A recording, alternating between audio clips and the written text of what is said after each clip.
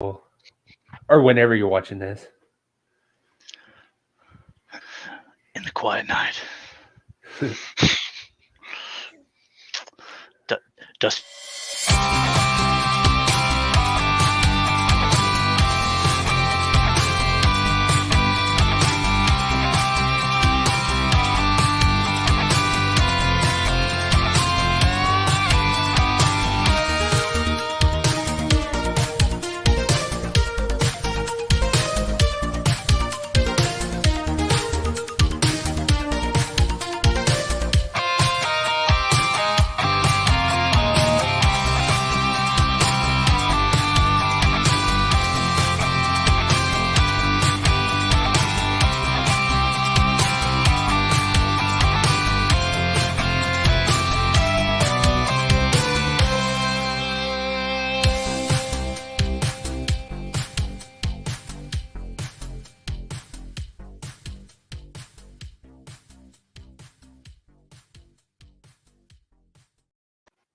All right, welcome to another episode of Geek Men and the Masters of the Thunder Nerds. I'm Dustin.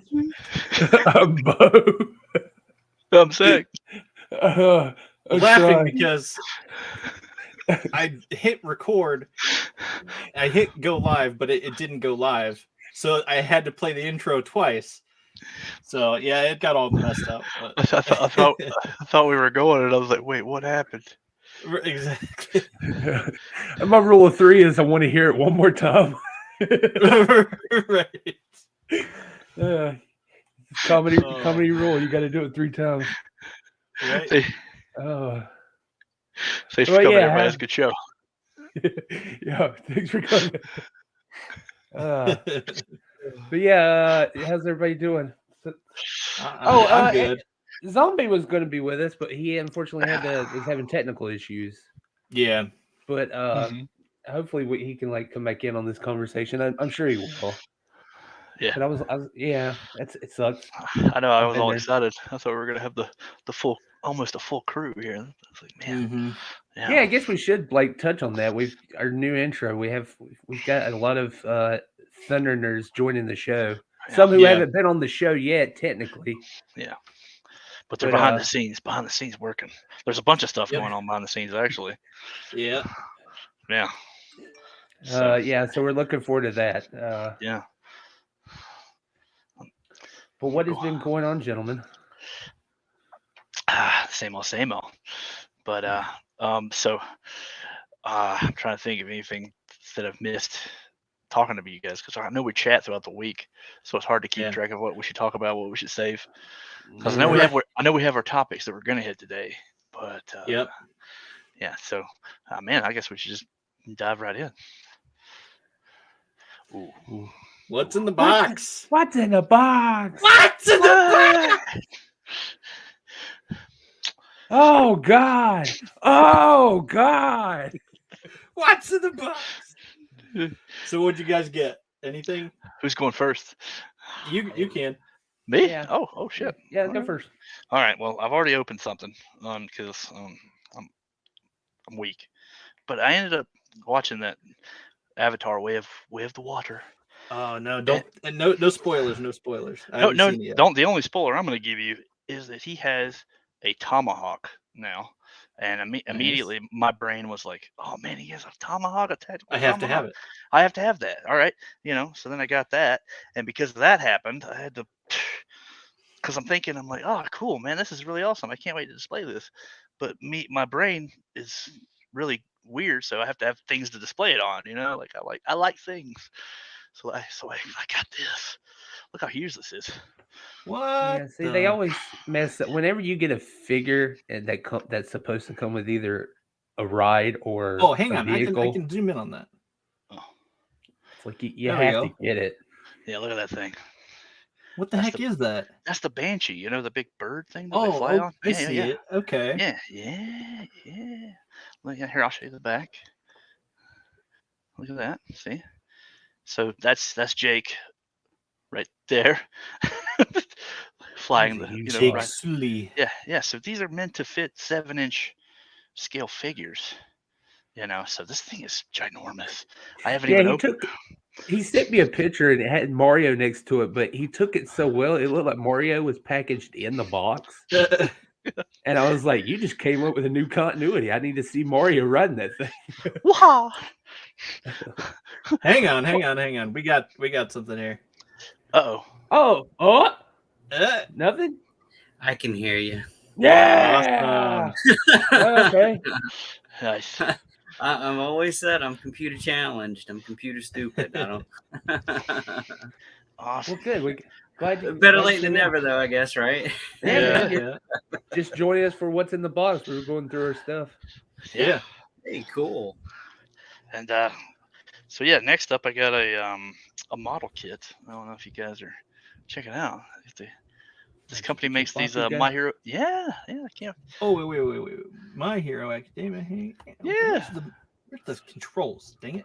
Don't worry Where'd about they go? those. Oh, here they are. That little guy. Don't worry about that little guy. Yeah, look at that thing. Yeah. That's awesome. Look how they did the back. It's like the anime. Oh man. Dude, Yeah, that's sick. These kits are really these kits are really fun, by the way. If you guys are interested in them, definitely pick them up, because I mean they're a lot cheaper than the Amazing Yamaguchi Revoltech figures, so you'll save some money, and plus you get to build and paint them. You know. So this is one of those type of model kits where it's like an action figure. It still moves, or is it? Yeah. static? It's full on, has pegs and joints and everything. So you can, and they come with little blast effects, so you can peg those in and make little dynamic poses and everything. So you can have. Yeah. Where'd that run you? Like $60. That's nice. That's about what like figure rise and stuff costs. That's pretty good. And then like if you can catch I don't know if like the considered a plug, but I use this website. It's a USA Gundam store, and they do discounts all the time. So I'm pretty sure that was retail like $60, but I only gave like 40 for it. So okay. Nice. Yeah, and then the last thing I got showed up in the mail yesterday was this Common Rider Geats. Because I'm Common Rider. Like I said, I'm a weak person, and I see something I don't even know anything about, but I think it looks awesome. I need it. I don't know. Oh, dude, I love that. I'm a mark for these things, man. Yeah, you got to get the motorcycle. I know. Rider without his bike. Yeah. There's plans. But yeah, that's it for me. Go ahead. I've only got a couple things. First off, I want to update. I finished the Gundam Strike. Oh yeah. Although I got to get some. I want to get some paint to do the aging on it, give it some rust and stuff. But I'm pretty happy with that, man. That was fun. Oh yeah. It was like super. Oh, that looks sick. I want him in this pose right now because I just like the idea of him sliding and blocking a shot behind him as he's shooting forward. I like it. So I don't want to change it right now. It's very Gundam. And then I got my longer. The head's not. It's not that bad. It's way better in person. Yeah, but it could definitely be improved. But he's still got the big face. Yeah. But like the accessories, like this thing's the cloth good kit with the nice detailing on it. Yeah, it's pretty stiff, pretty spiffy. Where you had that gets Skeletor, of course, too. So nice. Yeah. If that is not the best fucking Havoc staff ever, I think it's my favorite Havoc staff. That thing is pretty good. It's so awesome, and just that detailing on the back too. Yeah. Well, you look at all that fine detail just engraved into this thing. It's great. But I showed Zach. Yeah. Zach, I'll be joining him. I got a Common Rider coming, a model kit, and then just so many model kits coming. So I think the next time I'm on, it'll probably take me like 20 minutes to go through all my stuff. He sent me his list last night, and I was like, "Oh my god!" Yeah, it's not even. Yeah, it's not. It doesn't even include like the stuff I had pre-ordered too. I kind of went all in because I discovered the line 30-minute missions through Gundam, and I went crazy because it's like Centaurians and Bionicle and Gundam, and there was something else. It's just like all these great toy lines put together into Well, the one dash thing. of And I'm Lego. like, yeah, it's just I Yeah. can't. I was just like, yeah, I'm all in. Let's try this because they're so cheap too. Like, so I'm excited about that. But I'll update that, of course, when that time comes. Oh, hey, speaking of, we one of our other hosts that will be joining the show soon. Yeah. Yeah, he has ADHD, so that's why we haven't done anything yet. But he's nail him down. my dude that we talk dumb freaking movies. If you're into B movies or cheesy movies at all, come look us up when we do that. Definitely. Yeah, if you can't pick him out of the lineup with that description, then God help you. Yeah, Sharknado. Oh, now to be fair, he could have. I didn't think about it. He could have been the Critters bounty hunter too. Yeah, it could have been. That's our buddy John. He's definitely What a deep cut, B-movie though. nut too. Yeah. I know. The second he said that to me, he's like, "Let me think about it." And then, like a few hours later, he just sent that. He's like, "Make me a bounty hunt. Make me one of those bounty hunters from Critters." I just lost my. I was like, "Are you kidding me?" What just such a. Plus, that outfit is so detailed. And I was like, I can't hate him for it because it was such a good pick. Yeah, So random but so cool. And I completely forgot about those dudes. Yeah, I don't even think I've ever actually really heard of that movie yet. I don't like I've seen it, but Critters? I haven't like seen it. Like Really? That's Yeah. the perfect time to watch it too. It's an Easter movie. yeah, Yeah. Hey. I think it Is might it actually really? be on TV Is it really? too. Yeah. It's been Yeah. so long since really. Yeah, really, totally. Because Yeah. like one of the premises is they are like trying to find eggs or something to paint or dye for like an Easter egg hunt. So the critters hatch from like the little things that they come from space. Yeah, it totally is. It's an Easter movie. That What is like one of the most memorable scenes out of that franchise. God, what are the odds? the Easter Bunny movie. Yeah, man. Freaking, I know for a fact I've seen that movie, and I remember like glimpses, but the old brain dead. It's a fun family film. Yeah, you know what? As far as R-rated like horror comedies go, it probably is like the best. Like it's just so goofy and over the top, and you can't like. Of course, we got like people get eaten by those things. They're cute as shit. Yeah, until they open that mouth, you know. all them teeth and no toothbrush. Plus, we were talking about the other day. They have some of the best the movie boxes, the posters for those movies, where they just top notch paintings. They always stick out at a video store. Like those are like I want to see that, especially when you see the second one and it's just like a mound of them in a giant ball rolling. And it's like, let's watch this movie, this Easter movie. I remember that freaking me out as a child. They're cool. So we'll have to. I'm looking forward to those because I would definitely jump in on some of those B movie discussions. Yeah. Oh man. But welcome aboard, Kurt. Yeah. And Zombie. Since I haven't got to talk to you too, I enjoyed that episode you guys did. A 3-hour marathon episode of just us two. I know you were sitting there like, oh, it was too long, but I was like, did you see how long our other episodes have been? Yeah. in just our chat that we had when I was just discussing the possibility of using this. Yeah. Plus, to be fair, the audio episodes that we did the previous seasons, later, man. Those earlier episodes, they were really long. They've just been cut down and trimmed. Those would last 2 or 3 hours when we were recording. Yeah, looking back through the history, we had quite a bit to talk about always. So no shortage of things to geek out about. Yeah. Well, anyway, back to Zombie. Dustin, did you guys pick up anything? Dustin, you go ahead. Yeah. Well, I mean, this isn't a new pickup. It's just a new thing I opened. This guy. Yeah, that's that one I This like. is the Animal Warriors of the Kingdom guy. He's got a nice helmet. It reminds me of Tim Roth from the Tim Burton's Planet of the Apes. Oh yeah.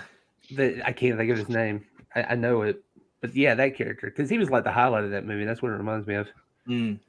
Yeah, I have two more to open, but I'm running into stuff.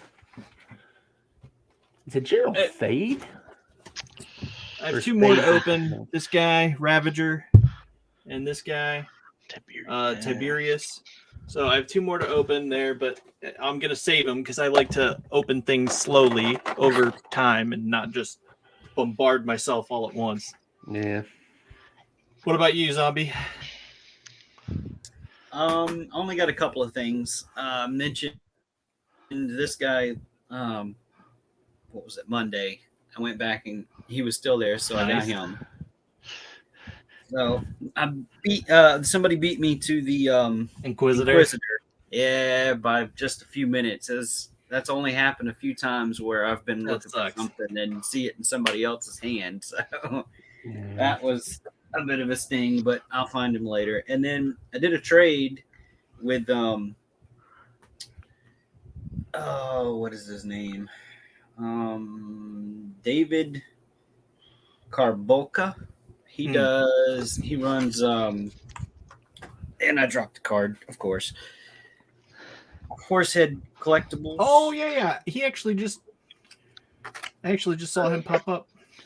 I got this. The dwarf head's missing because as soon as I got it, I had a warrior body, so I popped it on there. And then these are some other dwarf feet, but nice. Yeah, I traded some heads I painted with him for this. So that's the only couple of things I got this week. Nice. But really happy with that trade, and he's supposed to get his box today, so we'll see how he feels about his trade after he gets my pieces. Yeah. Well, I think everyone loves your pieces, so I don't think there's ever been a complaint. I need to invest in a good camera because my pictures, I just take it with my cell phone, so it's not doing the work any favors at all. And every time somebody gets something like, oh my God, this is so much better in person. Yeah. Well, I think it says a lot because they look really, to me at least, they look really good on Instagram. To me, they look fine. You can see the quality. Yeah, thank you. To me, they look fine, but then you see all these other guys that do like semi-professional photography with stuff, and it doesn't even look like a toy anymore. It's like, man, I need to step up my game.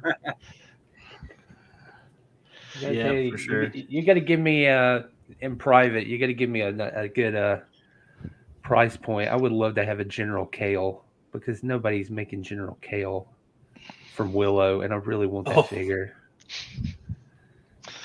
Just because you know what, I had my mind blown the other day. I found out because I had known that the big guy that Indy fights in like all the Indiana Jones movies are all the same dude. I did not know that was the dude that played General Kale. Oh, so I was like, good Lord, you've been in all these great movies and you're a great villain. That dude, it's a Pat Roach, right? Pat Roach. Yeah. He's a big guy. Yeah, that dude's funny. Yeah, because we watched Temple of Doom the other night, and that dude, he's just all muscle. It looks like a shaved bear. Yeah. He always scared me because of those large hands. Yeah. Like anyone that could pick you up by your head is. I'm like, oh man, no. Yeah, I need a General Kale. I've been picked up by my ears before, and that's not comfortable. What did you do? I was a kid. It was. I don't even remember how I got into the situation. That's usually what happens when you get picked up by your ears. The first thing you ask, "How did I get here?" How did I get here? Somebody grabs you there, and your first instinct is like this. So you're holding on. And there, I was probably like 25 pounds, nothing. So yeah.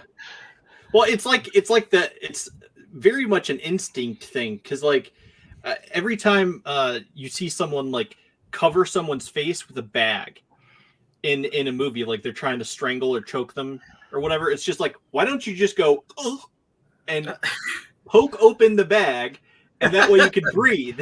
It'd be so much easier.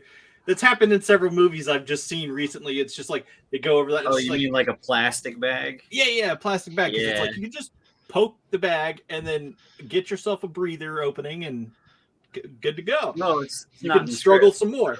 I don't mean to freak you out, Dustin, but there's a trick to that. There's it's not in the script.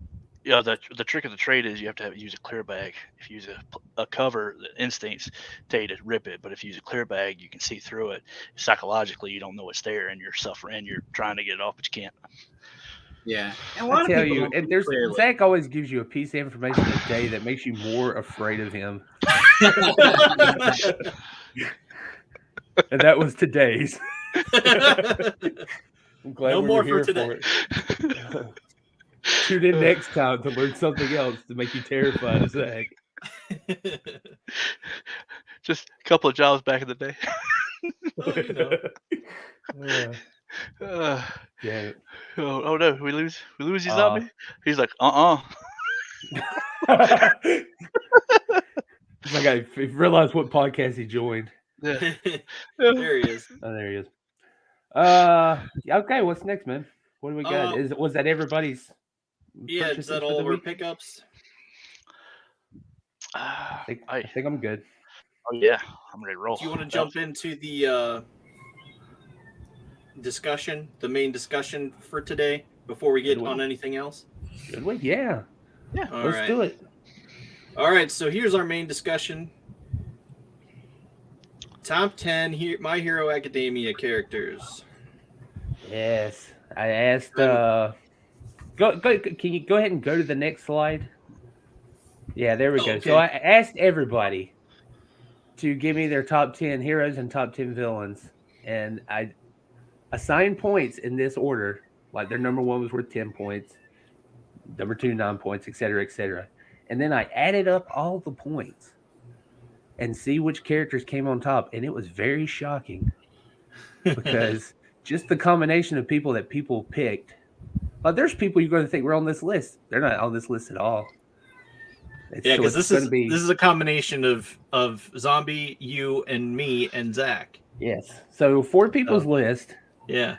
I can tell you the highest person had, 33 points. It was pretty much no contest. I was looking at it. I was like, oh, wow. Okay. Damn. And the lowest, of course, was just ones. A lot of ones. So, but I like their mix. Yeah. So next slide. These are the honorable mentions. These are the people who made more than 10 points, 10 points or more. Oh, nice, yeah. But didn't quite crack the top 10. So, I can't believe Gigantomachia wasn't on there. Because think about it. It was close. It was a 1 point difference. So much damage to Japan, and it was literally devastation. People were evacuating ahead of him and stuff. It's like he's major destructive power. That was what it popped in my head. Like, okay, this is a major destructive power. He could be good. And then for Kirogiri, he's I don't know. Like he has a quality, like the whole thing that he could open up a portal and just be gone. I think that's awesome. I like the dapper villains too. Yeah. I think it probably just boiled down to screen time. Because if you got to compete with screen time versus all these other characters, man, they just kept racking up points. Yeah. Yeah. So. Plus you're getting to know them more, so that adds a whole other dynamic of their, relating to the character. Because as cool as Machia is, he's just a flat. There's nothing there. He's just a giant monster. I took that into consideration when I was tallying up my totals. I was like, okay, well, if you think about who caused the most devastation, it would be Gigantomachia. Where's that brand? Okay. Yeah, Sun Eater came in at 10. Kirigiri had 11 points, and Giga had 12. Nice. But as we move in, we should say, is there anybody else who? Because I think Zombie, this was like your number one Sun Eater, right? Yeah, something about his skill set. I mean, yeah, it makes my mind like, oh, if he did this, if he ate this, he could use this ability and all. It seems like a very versatile type of power set. Because I mean, I think like in one episode he had some type of bird or something that he ate, and so he had wings and he flew, and I'm like, oh yeah. Plus, I like that he's all set by the fact that he thinks he sucks. Oh, yeah. His attitude could use some work, but I mean, just his power set, it like makes my mind go wild. Like, oh, that is so cool. Yeah, it is. I agree with that. That's pretty good. Plus, I love his costume too. Yeah, it is. Yeah, it's pretty sick costume. Yeah. Yeah, I would love to see him. I would hope since they are winding down and everything, I would love to see him just come in and just absolutely get his confidence up to 100% and do something stupid, crazy cool. Yeah. Up to Lemillion. Yeah, just do something, man. Because he's very cool. He's got one of the most versatile power sets. Yeah, he could easily be like a top hero. And that's one I totally forgot about, because just flew under the radar, like you said, with screen time. Just like, oh, wow. Yeah, just thinking about it, it's like, yeah, he does have a really cool power set. So, well, let's begin the top 10. All right. Immediately we had a tie. All for One and 9. The what was the name of that movie? Two Heroes. Two Heroes. He was the villain from Two Heroes, and they both came in at 13 points.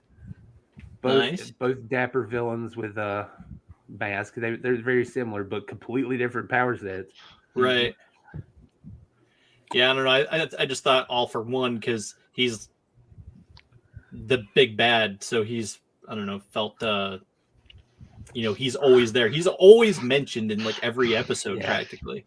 He's the looming evil, the counterpoint to One for All, so he's just always there. Right.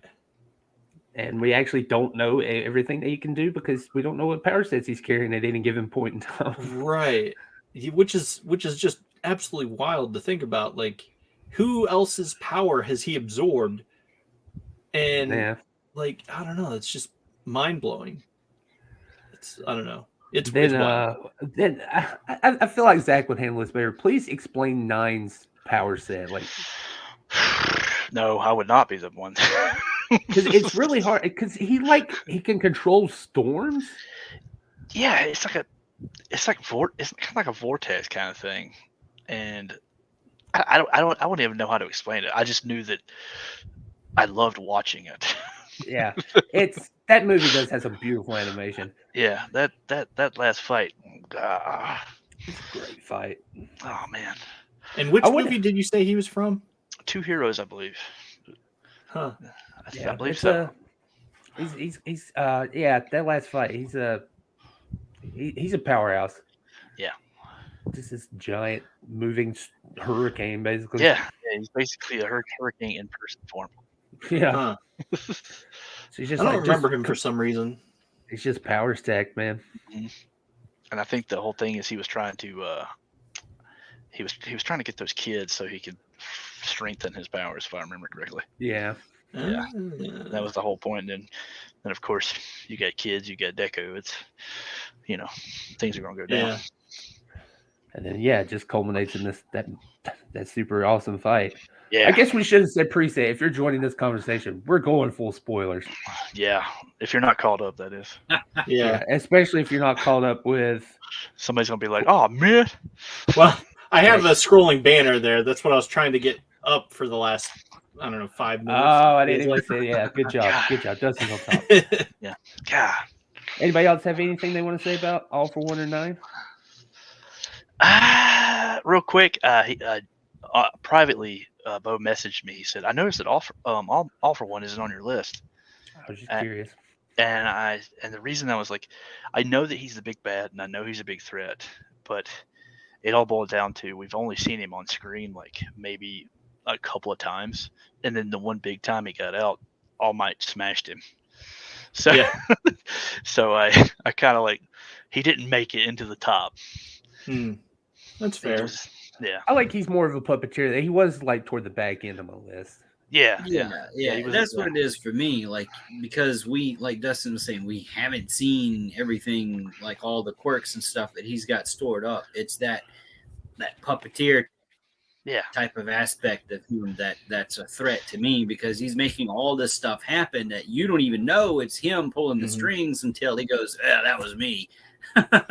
Yeah, I think that's what's scary, and that's what really I will set him apart as a villain, because we know he's going to do something. Well, I mean, we've already seen what he's basically doing, but it makes him scary because you don't know what he can do at any given point in time.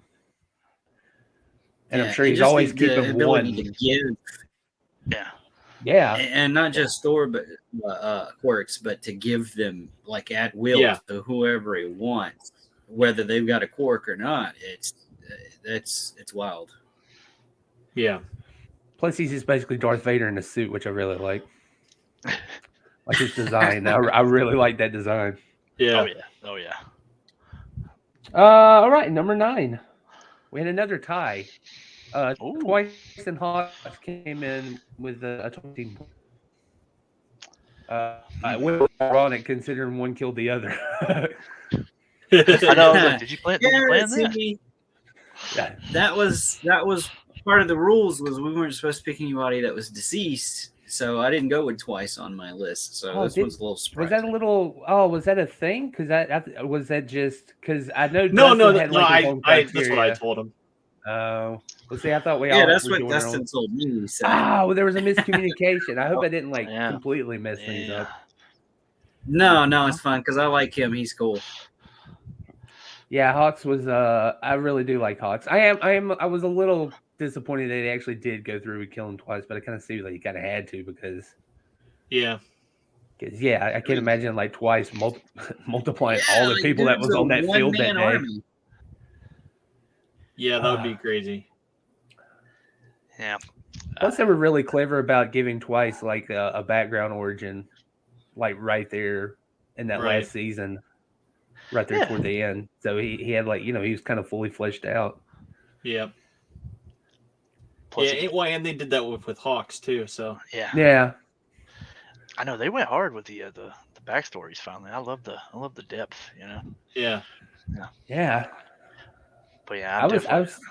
Oh, go ahead. Sorry. I was gonna say I was rooting for Hawks, and you know me, I put him pretty high on my list. Yeah, I really like him. He was. I was just gonna say, like we were talking about, these how they did the origins so well that you were actually rooting for the bad guys. Yeah. In the 5th season.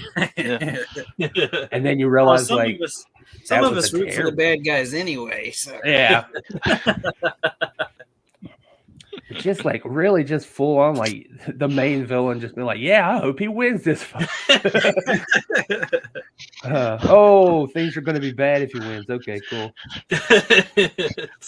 We need to put that little clip in there. Hold up. Wait a minute. Okay. Wait a minute. Any final thoughts on Twice or Hawks? Once again, I love the costumes. Yeah. Oh, Hawks, man, that whole aviator thing. God, the fur. Anytime you put fur collar on anything, I'm down. That was a smart move to make him like an aviator pilot, an old classic. Yeah. Please. Yeah. I'm doing everything I can possible not to get that amazing Yamaguchi Hawks figure. Oh God. It's taking everything I've got. So please. Buy it. Consume. Number 8. That was a pretty high confident endeavor. It was just shocking because I thought he'd be higher, but when you see how all this plays out, you'll understand. But yeah, man. And we were talking about it. And man, he's probably got the best character art out of the show, out of anybody. Yeah. Well, I don't know. I think at the beginning. Izuku is. Well, okay, I see what you mean, but I was just talking about. I think Izuku has the best character arc because the good character. I mean, there's not the only one. I just like the idea that he's just this complete powerhouse, but he's an asshole. Yeah, and he abuses children and stuff. Yeah. And now you're like, oh shit, he's got some real deep problems. He's trying to work on them. Right. I don't know if you guys are like wrestling fans, but I feel like he's my Stone Cold Steve Austin. Like he went from being like the worst heel that everybody hated to being the greatest baby face there. Yeah. He's like the transformation from you just hate him.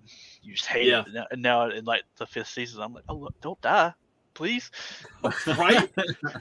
Yeah. There's a couple times I was just like, oh no, he better not be dead. I watched it. I'm just like, you're not gonna kill him, are you? He's a man, and just to see his power set moves, like his ultimate moves, like that him versus that Nomu fight is like one of the best fights of the entire show. Yeah. The prominence burn. Oh. Yeah. Mm-hmm. Especially when he pulled that shit on what's his name? Shigaraki. Yeah, Shigaraki. Yeah, he's got to be on here, right? Oh yeah. Well, let's see. Yeah, Shigaraki's on the list. We'll give that a little bit. Of course, Shigaraki's on the list. Yeah, I'm worried because we're at 8. So this is great. This is great. But yeah, it's not looking good for my fantasy football team. I'm gonna tell you right now. Any other thoughts on Endeavor? I love him. Love him. And he's great. I was laughing because of that World Heroes mission. The prologue to that where he wanted his son to sit beside him in the plane. Yeah. And then but he was worried about Bakugo being next to him. Yeah. He's hounding him. But he said it, and they show his interior. He's like, oh great, Bakugo will be sitting behind me, so I'll finally get left alone. And then it cuts to Bakugo. He's like, I'm sitting behind Endeavor. I can ask him all these questions about how to be here. So there is really nothing worse than somebody that wants to talk to you obsessively and they're sitting behind you. Yeah, I feel that. I used to go to the movies with friends, and we would just have a row in front of us with people that wanted to talk to, and then my row was the main row, but then they kept turning around to talk to me, and it's like, okay, shh. The movie's about to start. Take it outside. Give me some Reese's cups and shut up. Give me the Mandy's. Give me number 7. Katsugi, also known as Kachan, also known as Great Explosion Murder God Dynamite. I love it. I actually think just Dynamite, I think that is a pretty good name. Like, if you just wanted to give a shorthand, that's a pretty good superhero name. I'm very worried that he's 7. Yeah, I told you this list is weird. This is so weird. Yeah, it all came down to where everybody put them on there. Everybody had their own basis for where they put their heroes and stuff. It's pretty neat. Yeah, because he's had great development too. You start the show thinking, man, what a jerk. Yeah. Now he's in my favorite top 5 at least. Oh, and last night in that. I don't know if it was because of the animation, because it wasn't dubbed, but he was just like, he was yelling at his friends. He's just like, rah, rah, rah, rah. You know how he normally does. But I was just like, oh wow, he sounds much more menacing in the Japanese version.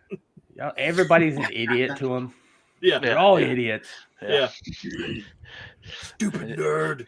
It's never I hope you lose or I'm gonna beat you. It's you're gonna die. Yeah. Which is great.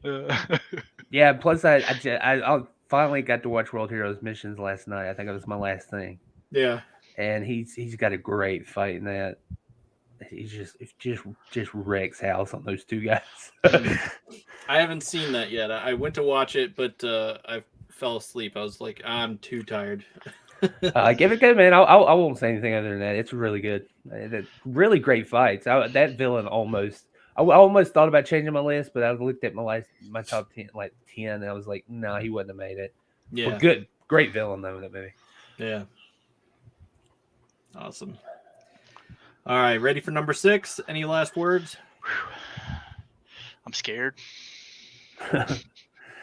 Yeah, this was somebody I thought would she got it pretty high. She made everybody's list. Yeah, with 22 points. Toga. Mm-hmm. Just an insane super lady. Yeah. But with a great origin as well. Yeah. Them doing her origin story that was really heightened that I think that's what pushed her up on my list was that one episode. Yeah. Which one? Oh, the origin? Yeah, her origin. They're in the Maya Villain Academia thing. Yeah. Yeah, I thought she was really cool. Plus, I liked how she and Twice were like so connected and getting along, and it's just like I just care about the people, and he's just like I just care about people, and it's just like they should be good guys, but yet here they found themselves in a weird circumstance where they're not, and it's I don't know. Of course, I don't know. Toga's has a difficult. Let me cut you in order to become you, basically. Yeah. But yeah, it's a creepy power for sure. Yeah. Well, especially after she figured out how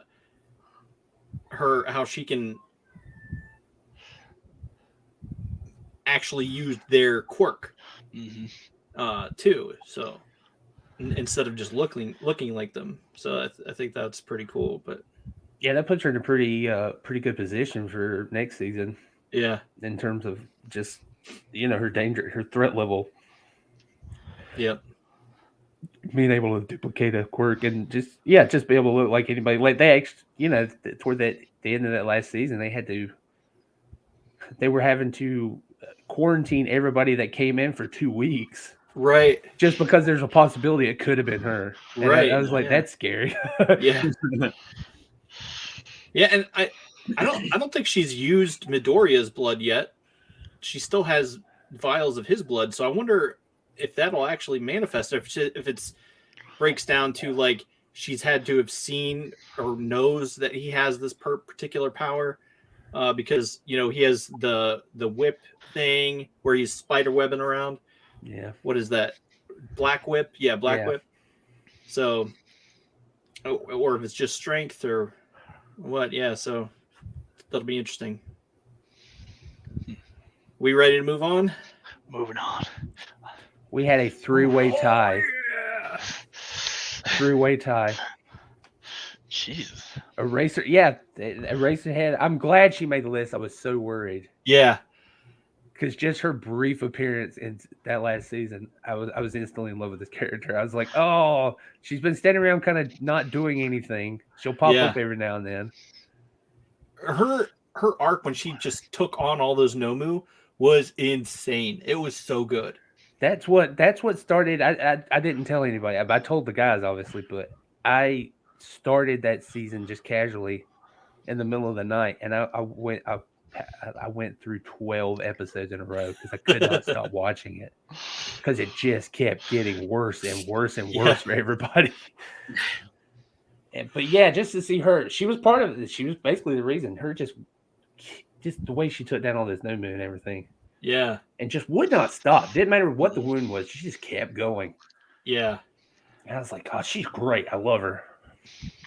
And I have so much respect for Eraserhead because he's really attached himself to Class 1A, and he's like sort of like a protector, even more so than All Might is with his, because he's only focused on one person in the Midoriya, but he's only focused on the one person, whereas he cares about all of them. And yeah, it's just like, that's really cool. Plus the way he can lock someone out of their power, their quirk, is really cool. Plus, I like the idea that he has to offset that, because it's not a physical like power. It doesn't give him he doesn't make him super strong or anything. He can just cancel out somebody's other quirk. Like he had to compensate that by being on the field. And of course, he becomes a master at his scarf whip thing. Yeah, whatever that thing is, the binding thing. Yeah. Because it's weird, because it's like he can throw it and it binds, but he can also pull it back and it's still all wrapped up. I don't quite understand what that is supposed to be, but yeah, he's one of the biggest threats to villains. And it doesn't really have an offset power that's manifests itself in a physical way, and I think that's really cool. And yeah, he's a great teacher. Yeah, and he doesn't. What was that? I was just gonna say, in a world where people, they're comfortable with their abilities and their powers and everything, to have somebody come along and as long as they stare at you, they can take it away from you. Yeah, that would be pretty upsetting. So yeah, he's definitely a threat on many levels, just for that ability alone. But whenever you compare it with his, physical abilities, I'm sure you have to train every freaking day just to be able to keep up with everybody that's got, super strength and some crazy ability that allows them to jump, 30, 40, 50 feet in the air, just without trying or anything. That's a lot of work you got to do to keep up with something like that. But its power alone makes him a threat. Yep. I think he kind of proved himself as just having that military mindset too. Like he knows what needs to be done in any situation, proven it graphically, and the ability to just to be somebody has to protect him on the field. Him being such a powerful piece on the field that we got him. I really liked how they did that. They all rallied around him to protect him.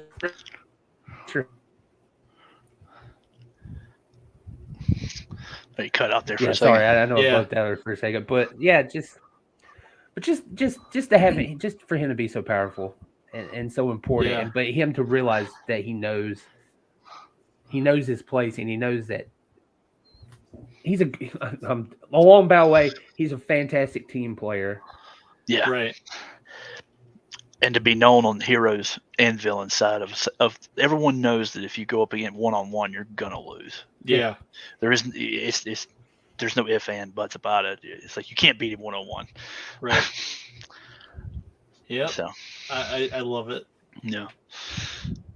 And Stain made everybody. I think what's great is that we don't. Stain still got if what the rumor mills are true. I'm not going to say anything because I took a couple spoiler hits making this list. Yeah. Because I had to Google images, and when you Google images, they don't always autocorrects like, "Oh, you want this word added to it?" I'm like, "No, but thanks." But it's just the idea that Stain's coming back and he's going to play like a really important part in the finale and everything. I really like it. Yeah. Well, I mean, he has this weird sense of right and wrong. Like he thinks that the heroes are giving everyone a bad name. Like you shouldn't do it just because you're a hero. You should do it because it's right, or not do it because it's not right or something. So yeah, I don't know. I think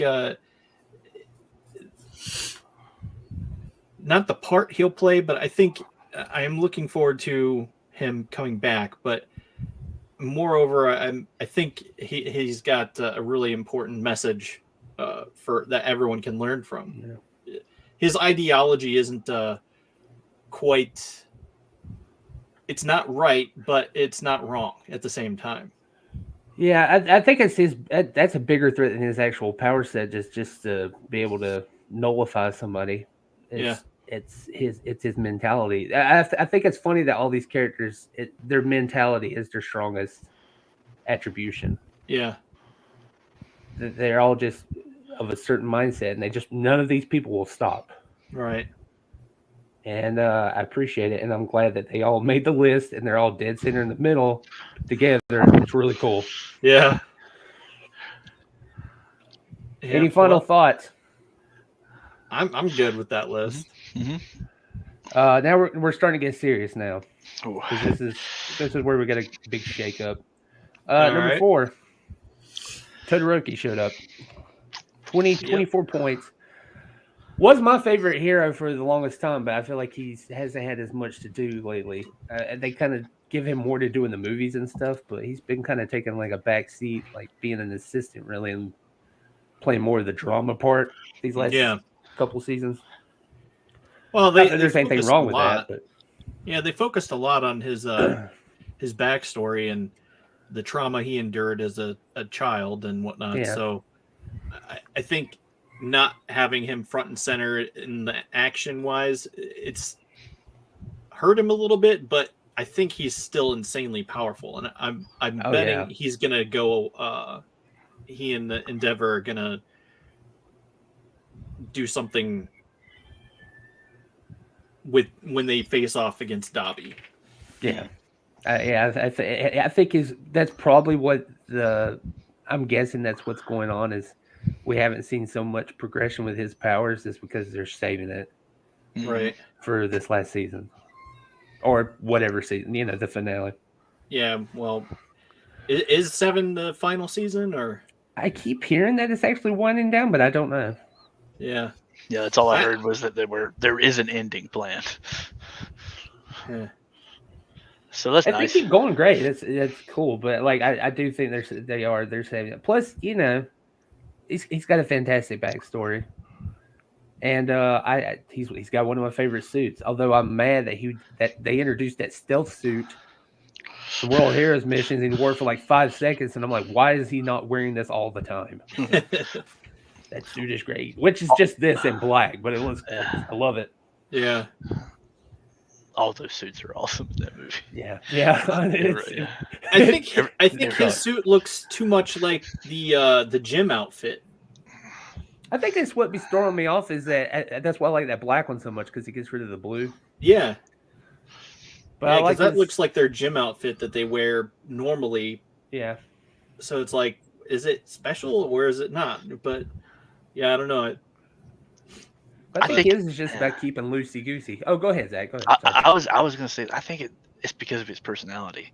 Because at the end, Shoto doesn't care about being flashy or being memorable. He's to the point. He's like an arrow, and witty guy. I agree with that. Yeah, he's a I really do. He's still in my top 3. I do love the dude. Yep, I agree. I'm sure he will move right back up there. I think they got big plans for him.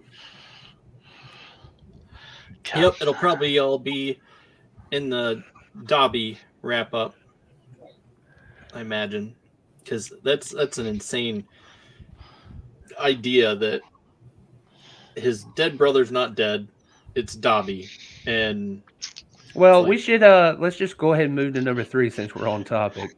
Dobby came in at 3.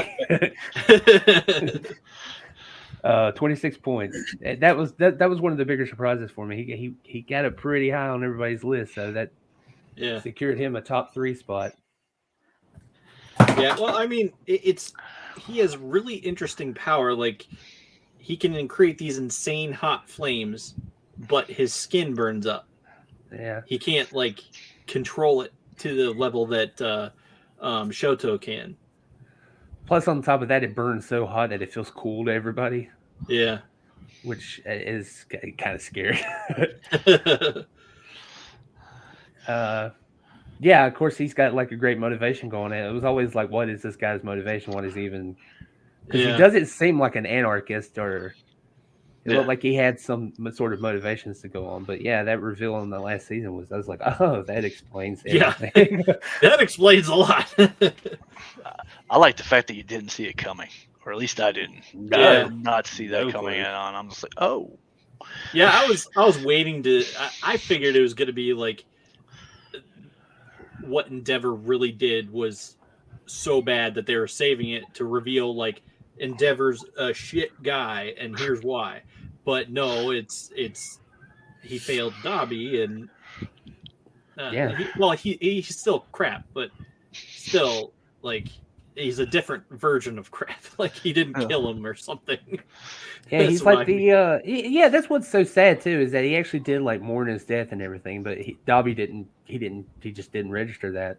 Yeah, and he doesn't know that he feels like he failed him completely. Right. Yeah, I don't know. I think that's really hard for kids because as a kid, you're not seeing the struggles that the parents are dealing with. Yeah. At the time, you can only look back with, an open mind and be like, oh, okay, I can understand. So. Yeah, and just him being the the opposite side of the coin for Shoto. Yeah. It's just there's a lot of tragedy there. Yeah. I'm really looking forward to the showdown. I'm hoping they don't kill him. I'm hoping they figure out another way. Because I don't know. I know I'm not. I don't. It's gonna be insane. Yeah. Any last thoughts? Or next slide. Let's roll on through. I want to see this. Wow. Yes, Deku came in second. 28 points. He moved up on the list for me just because I think that's what gave him extra points. He moved up on the list for me because it's not that I don't. I love Deku, but what the actions that he took this last season, just to make sure that his friends and family were safe. Yeah. And just to not endanger anybody else, I was like, wow, he clearly knows what it takes to be a hero. Yeah. And there's this I grabbed this image, but I didn't have time to put it in the slideshow. Was he just so quick to just pick up his new quirks? Yeah. Like the second he gets one, he's like, all right, I got to start training to figure out how to use this thing. Yeah. And I mean, I don't know. I was hoping they, like you said, how I was hoping that they would roll out his powers slowly, but I'm glad that they're just plowing through. That's what really pushed me this season too. I thought they were going to milk this thing because I love Inuyasha, but Inuyasha is a show that really milked everything.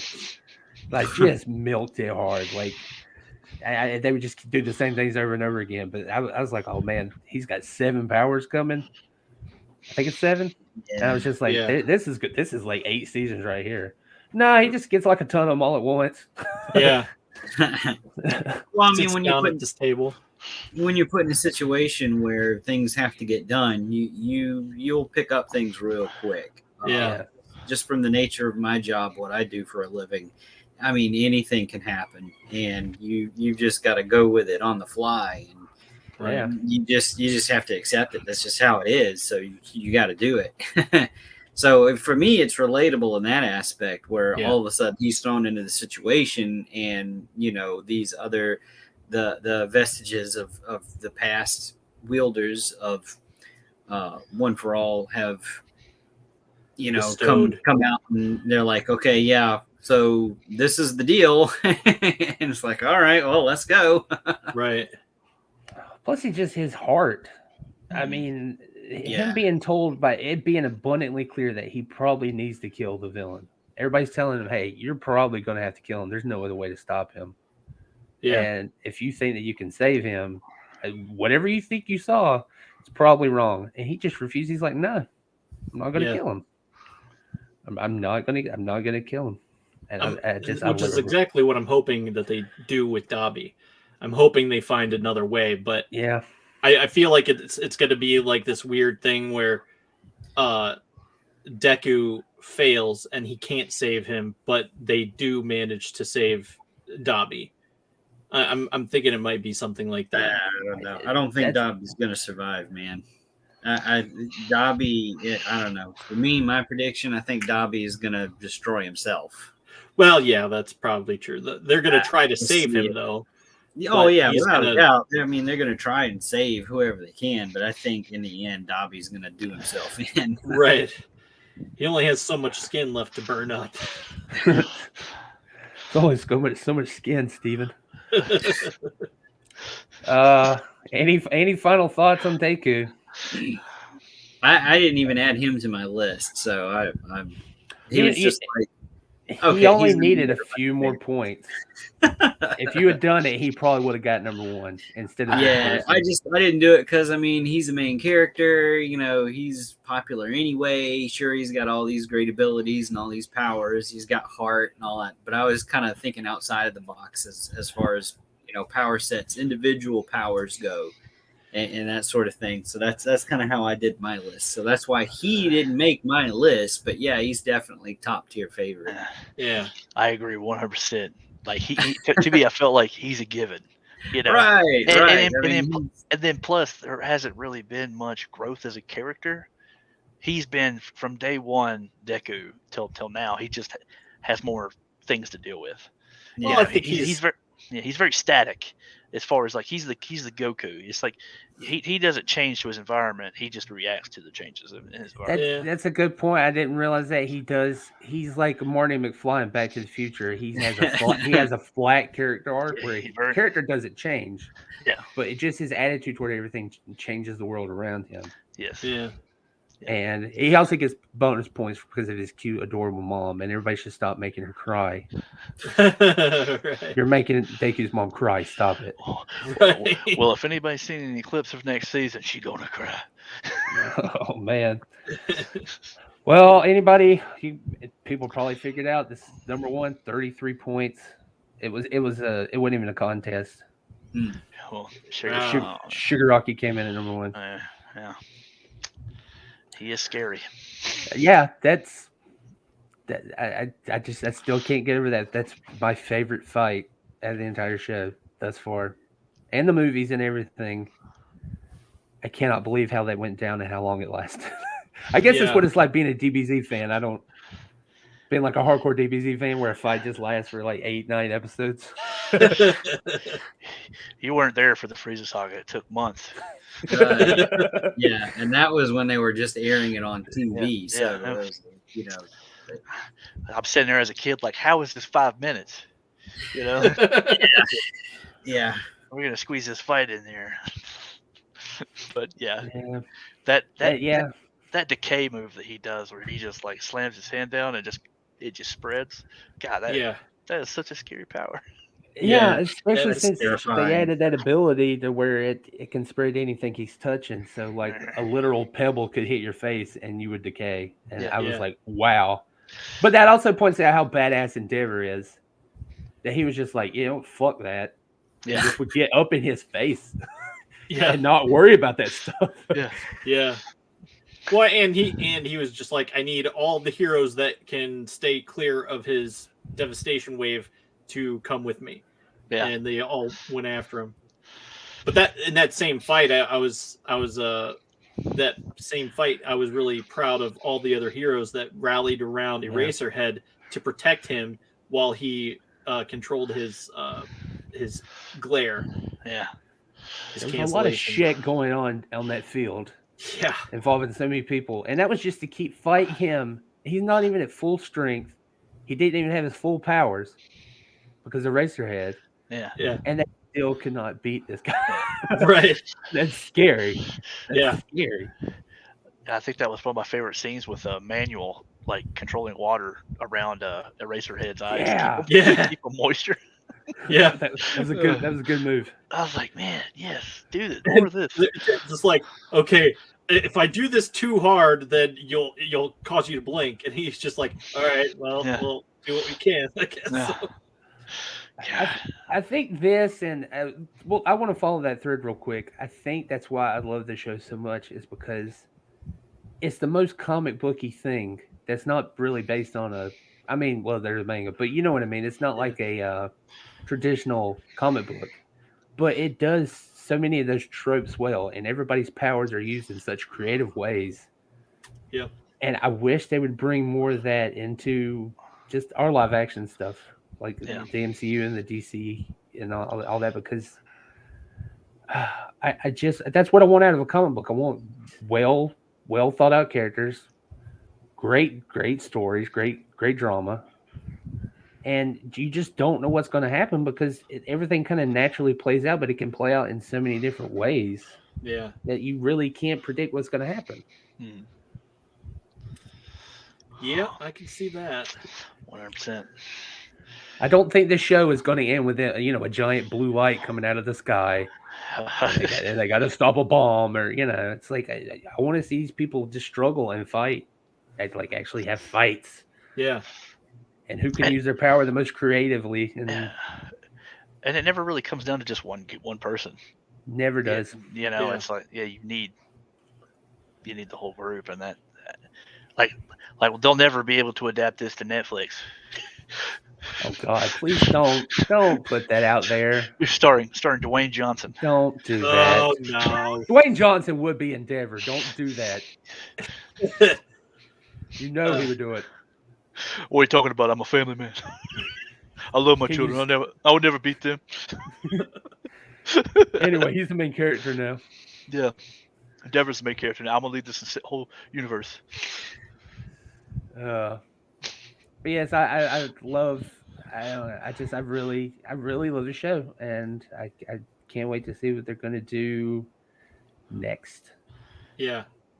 I already saw part of the next episode, but I stopped watching it because it's like, okay, I just want the dub, so I keep watching for the dub to drop. But sometimes I can't help anyone it. knows when the dub will, for the episode 7, the final episode, the No Man is an Island, let me know, please. Just go ahead and watch it, Dustin, and then watch it again when it comes out. I did that. It's hard.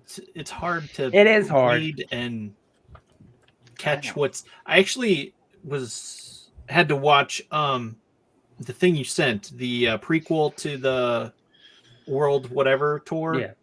I watched the prequel. I had to slow it down because I was messing around trying to get subtitles on, and I ended up slowing it down, and then I was like, okay, I can read this now because I don't read as fast as I used to. So, but any final thoughts? I just think it's funny. Like, there's a lot of people on this list that they stayed in the single digits. All Might didn't even make. Well, I didn't have All Might. It's like the centerpiece, but yeah, didn't even make it. Didn't even break it. Yeah, I put a rule and this is the rule I told Eric Zombie. I told him, I was like, okay, I personally did heroes that aren't dead and aren't retired, which is why otherwise I would have put All Might and the Frogger dude. What the heck is his name? The jumpy dude. Gran Torino? Gran Torino, yes. Froggy dude. Yeah, I'm looking at the list. Gran Torino had a total of 2 points. That's all because of me, isn't it? I think that's strictly your vote. Yeah, I wanted Gran Torino in there. I liked him. Yeah, I did too. Yeah, and it's the same thing. Yeah, there's a lot of these characters. I love Fat Gum, but he didn't make my top 10. I love Fat Gum. He was on my list. Yeah. He's a cool character. Like, just I wanted to put Ingenium on there, but he got 1 point, and that was me. I couldn't figure out where to place him because he's very useful, but he I don't know. He just didn't stack up against a lot of other people that once I had to list them out. I'm just upset that I'm the only one that voted for Best Genist. Yeah, I don't know. Yeah. I was just like, nah, no votes for him. But I voted for Lemillion. Yeah, Lemillion's great too. I hope he gets more to do. I know he's been having to. I am glad he did because I didn't know what they were going to do with him. It didn't occur to me that they would use power. I felt like I was yelling that for weeks. I was like, just rewind him. Yeah, really? I didn't even think of that. That's why I love the show. Yeah. Everybody's got a power that you don't. Yeah. You can use it in so many different ways. Yeah. Well, see, somebody that made my hero list was in Class B. Yui Koda, and her hero name is Rule, and her ability is much like the villain Compress. They can take objects and shrink them or enlarge them. Well, Compress is more like storage, but she can actually make things bigger too. So I went way out of the box with that one. To me, that's a power it would be useful in my daily life. I wouldn't have to carry around like a heavy tool bag. You just shrink tools, stick them in my pocket, and go do my job. Right. Well, she's the one that looks like Ultraman. Is that the one with the baseball cap? Yeah. And everything's red and silver. Yeah. Yeah, I called the way her outfit was designed. I was like, she's got to have something to do with size. Either she gets big or something gets big or something. Because you don't just put an Ultraman reference on somebody and it's not about size. But yeah, I liked her too. And no love for Kirishima. No love. Yeah, 7. She got 7 points. She just didn't crack the top. There's a lot of good people on this list. Really. Yaya Rozu. 4 points. She was on my list. For the ability to be able to create things. Yeah. I mean, that's hella useful if you think about it. Yeah. It is. It really is. And she's really cool. Plus, I like the way her arc ended. Her arc ended, and she's like essentially the team lead. Like everyone looked to her in that last fight on the field. Yeah, I thought that was really cool. She's got that strategic mind, and I really, when she made the trank. Yeah, I was like, come on, man, like she's pivotal. I think she's up there with Eraserhead in terms of like having her on the field is so integral, and if she can just put her like, it's so important that she practices with her power, right? Because just the more things she can think of to try and make, that just means like she can do it. Yeah, and I wonder if it's like she has to know how to do that like chemistry work, or if it's just like ingrained in her head. She's got to understand the molecular makeup of it, what it consists of chemically. So very much so. She's got to understand the chemistry and the function of the things she's trying to make. Right. Yeah. That was what really intrigued me about it, because it's like, in order to make that trank, she would need to know exactly what to put in order to make it.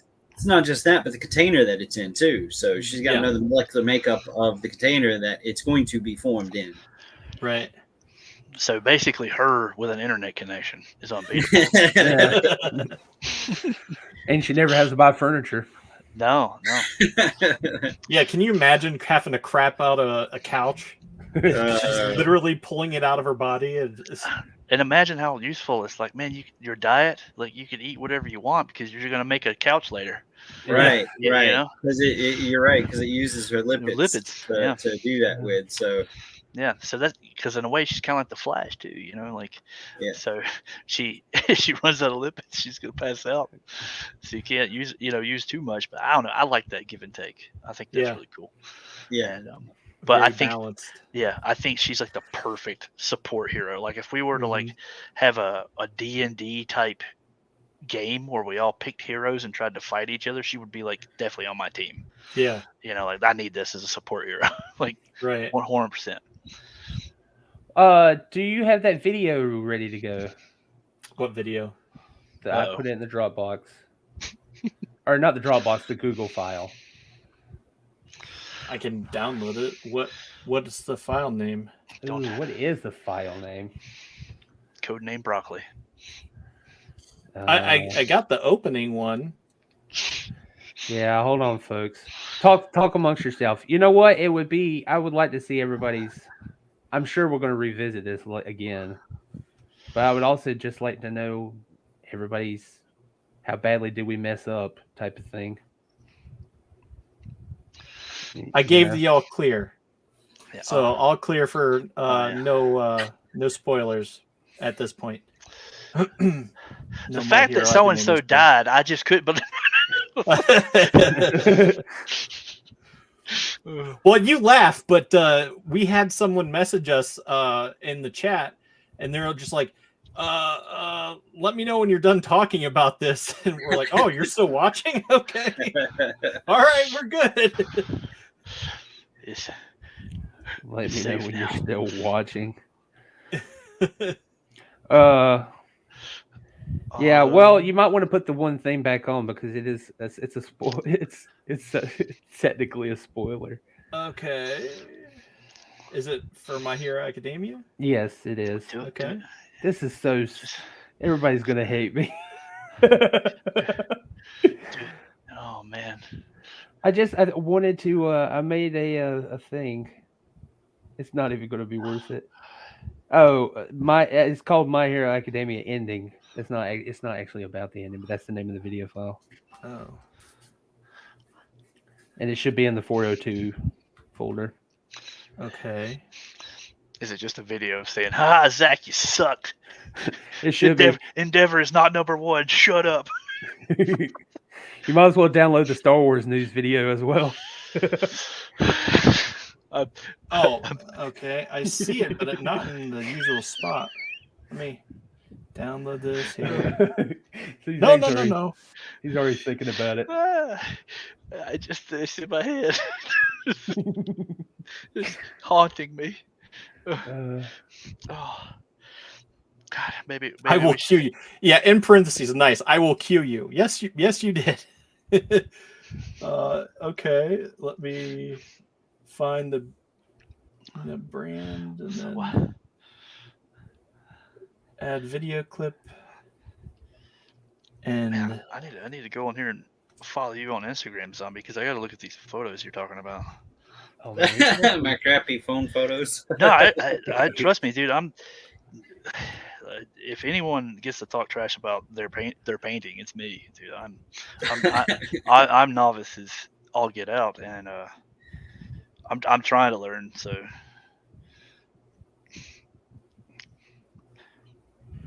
can I not find it now? Where was it? It was saved. Oh yeah. You can really great custom. Every time I look at zombies, I'm like, that's a great figure. It just looks like it's made that way. Like it looks like it's factory made that way. But then you realize, like, oh, there's only one of those.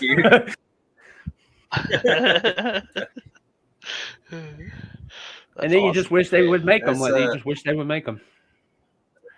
A lot of yeah, that's like what happened with the rat guy, right?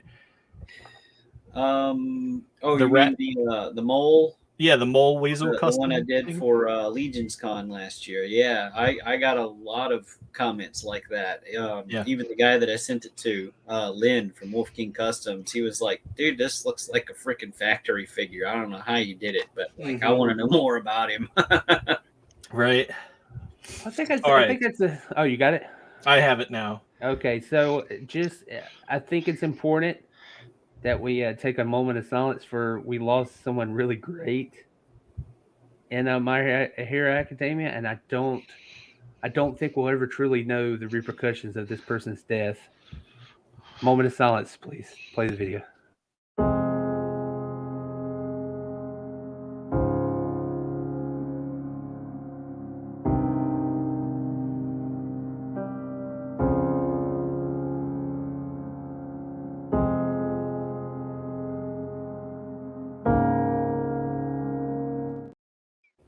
Thank you. No idea who that is.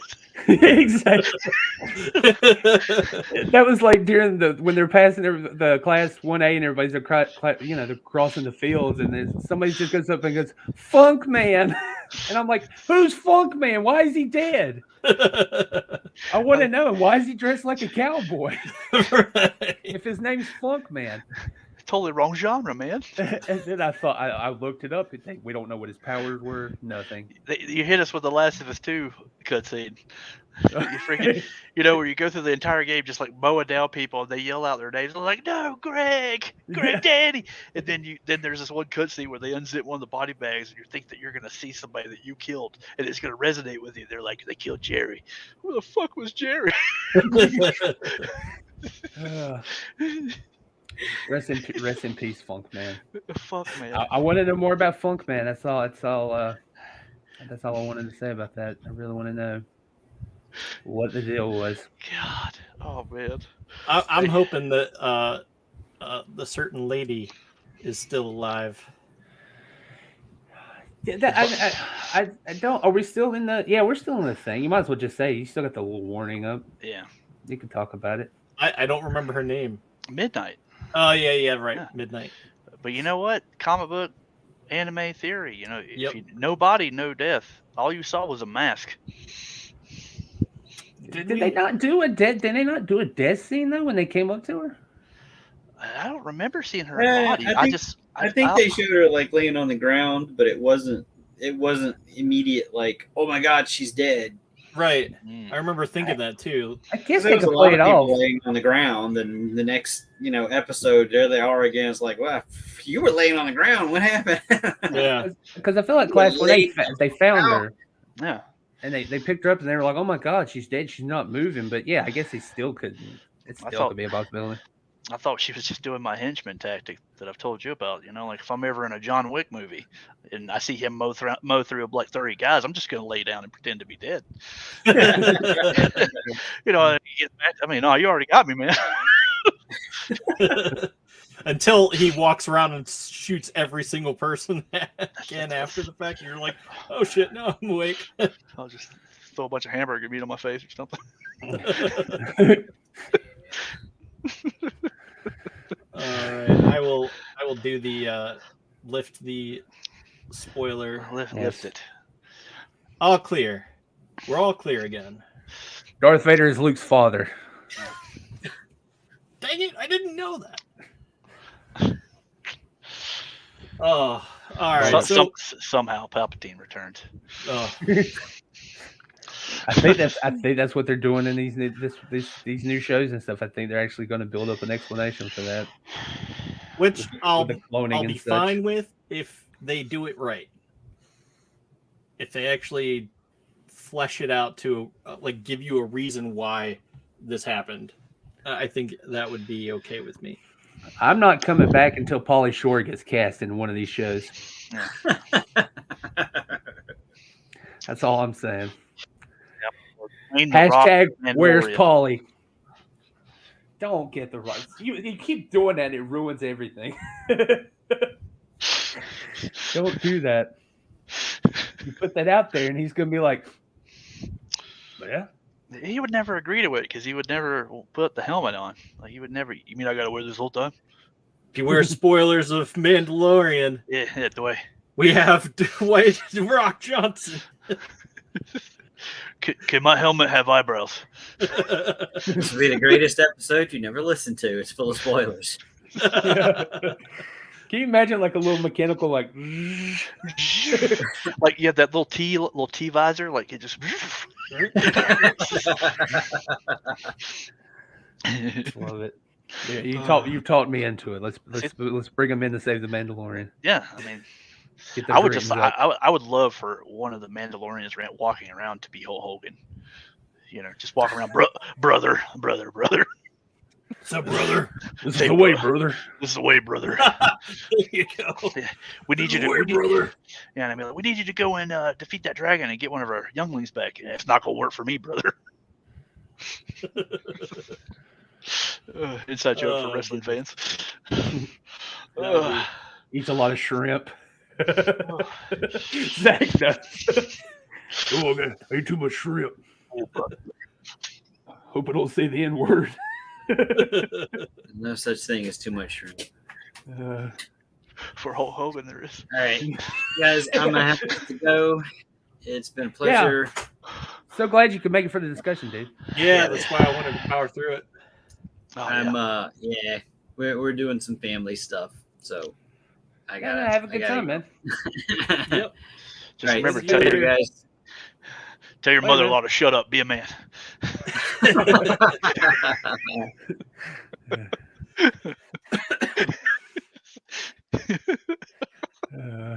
Oh goodness, that guy's great. We need to see. Like, you think we could get him on the show? Get who? The Be a Man guy. We probably could. We probably could. Yeah. He seems like, because he's got his own podcast and everything. Yeah. He seems like a fun dude to hang out with. Dude, I've listened to a few episodes. He has lived a legendary life. Like, he's gotten like actual gunfights in the streets of Boston. Fuck. Yeah, I didn't know this. Oh, there's some stories. I mean, I don't know if they're true or not. But I mean, good God, the stuff that he tells on that podcast. I had to subscribe to it. I'm like, what in the fuck is this madness? This is a real person. Yeah. I love him though. But that's the same way with Bert Kreischer. Yeah, he's a psychopath too. Who's that? The Machine. Yeah, the Machine and the Two Bears podcast. I've listened to a couple episodes of those. Two Bears, One Cave. Yeah, Two Bears, One Cave. Yeah, that's funny because he's who's the other guy that he Tom Segura. Tom Segura. Yeah, and those two are fantastic comedians. Yeah, absolutely hilarious to listen to. All right, so what's next on the docket? Well, I think just news. Just news? Oh man! Do you have the Star Wars video news? Run the video. I don't have a video or anything prepared, but I can talk about it. Oh, I don't. I feel like he sent you a video. Take the shot. Take the shot. So, okay, well, first of all, it's Celebration in England right now, and Star Wars Celebration in England, and they've unveiled the new Ahsoka trailer, which I think looks so good. I'm so excited for it. I do like the casting of what's his name, the Punisher, as that Sith Lord. He looks all mean. He looks mean. Yeah, Ray Stevenson. Yeah, Ray Stevenson. Yeah, he seems like he would be a good Jedi or good Sith rather. But yeah, I think that's what's kind of intriguing. He's got that Dooku vibe going on. Like, this dude probably used to be a good guy, maybe, but he probably just like I don't see it that way anymore. Yeah. And then why don't you hand me that red lightsaber? Yeah.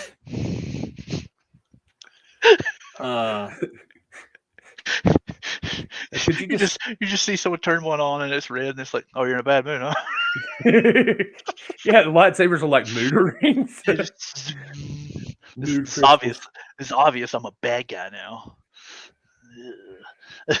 All right, so here I'm going to do this. Present. Share screen.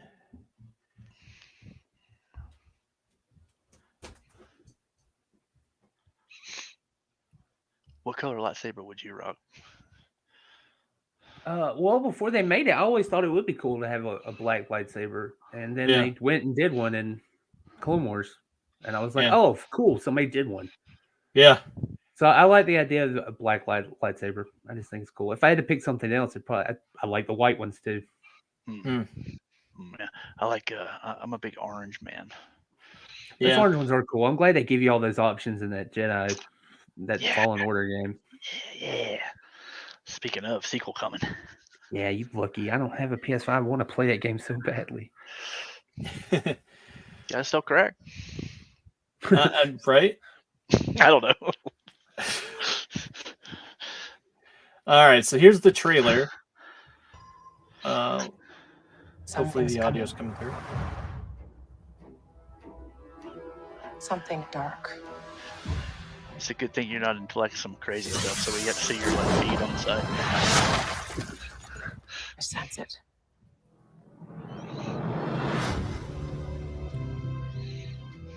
This is a new beginning. For some, war. For others, power.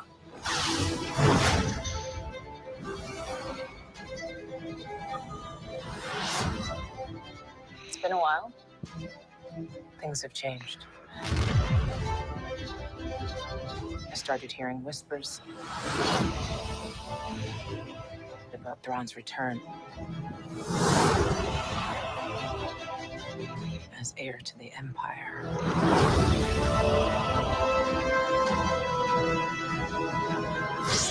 We have to prepare for the worst.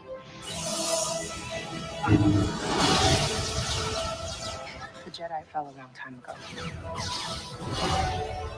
There aren't many left.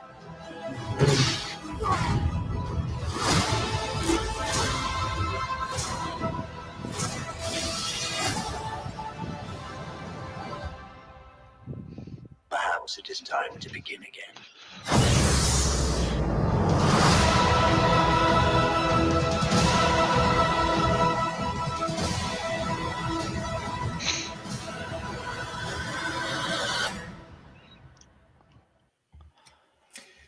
Yeah, that's dropping in August. Dang it! I can't remember when that's dropping. It's soon. August. Okay. Yep. It looks really cool. I'm excited for it. Seeing my kid excited for it too is fun. It is. It's funny how they did that Superman thing where Superman was the last Kryptonian, and then suddenly Supergirl shows up, and then it turns out there was a bunch of Kryptonians. It's like that with all the Jedi that died. Yeah. During the Order 66, it's like Yoda and Luke and Obi-Wan. They were like the last ones. And now, except for Grogu and Ahsoka. And shit, there was a bunch of them that survived. All right. Turns out we're not really good at tracking things. To be fair, I would actually say that would be a staple in the Star Wars universe. Everybody kind of sucks at tracking except for bounty hunters. Well, and I think it would be. Yeah, she wants a blue lightsaber. Good call. Yep, I would probably do green because Luke in Return of the Jedi, that was the first thing I saw. I saw that more often as a kid, so I think that would be green. But I don't know. I forgot what I was going to say. So, one of my favorite features in the Jedi Fallen Order game is the fact that when you go into somewhere dark, you can use your lightsaber as a light source, and I love that so much. Having a lightsaber as a tool instead of just something that they use for really lame fights in new Star Wars. I don't know. I thought the fight with Ahsoka and that one weird chick that she was trying to get the info out of. I think that's a good example. I know what Zach's talking about. I think he's talking about the Vader Obi-Wan fight. Yeah. No, I just don't think we've really seen a good lightsaber fight since Revenge of the Sith. I thought you were just talking about the lighting, because I think that was like too saturated. Oh yeah, it's pretty saturated. But I just meant like no one really fights anymore. Like, no one has legit skill. Ahsoka is probably the last one. Yeah, I know. Dave probably was like, "I'll do whatever. Just let me do Ahsoka. Just let me have the show and let me do it the way I want to." Yeah. She's my baby. Don't just let me do what I can. I'm Dave Filoni. I prove that I can make you money. Yeah. Well, I mean, and he's done such a fantastic job with all the Clone Wars and Rebels and I don't know, he's just awesome. I heard really what is like his him. name? Plays Darth Maul now. Sam Witwer. Yeah, him. I was hearing him talking about how he got the job. Yeah. People should go listen to that episode of him on Inside of You, Michael Rosenbaum's. That was a great podcast. Thank you. Yeah. Thank you for letting me inside. Is it still on? Yeah, it's still going. And he was, he interviewed him, and he was talking about how he got the job at Star Wars and how he actually corrected Dave Filoni on something, and everybody was shocked. And Dave had this look on his face like, "Oh man." Hire that man. Yeah, in that same interview, he's talking about who voiced Darth Maul originally and how he had to blend it into his interpretation as he was unhinged and more frantic and excited. I am glad he gave Peter Serafinowicz credit. He went out of his way to do that, and I appreciate that. I really do. Yeah, because he kind of gets shafted I mean, he's like the voice for Darth Maul. And even Sam admitted, like, yeah, I couldn't have done it without that. Right. Also, Sam does a stupid, like, if you close your eyes, he is Harrison Ford. He can do Harrison Ford's voice, and he can do them at different ages. The yelling for it is what got me. Yeah, yeah, You know, it yeah.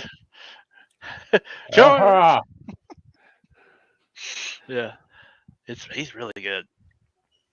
And his George Lucas, his George Lucas. Yeah, I forgot about him doing George Lucas on the show. God, he's like, yeah, basically, this is what's gonna happen. But he was very transparent about his career, and I just appreciated that. He was like, "Yeah, I don't get paid that much as a voice actor, but they keep bringing me back, Yeah, and I have guaranteed work." Mm-hmm. Yeah, it was that's a good interview. I definitely recommend, definitely go watch that podcast.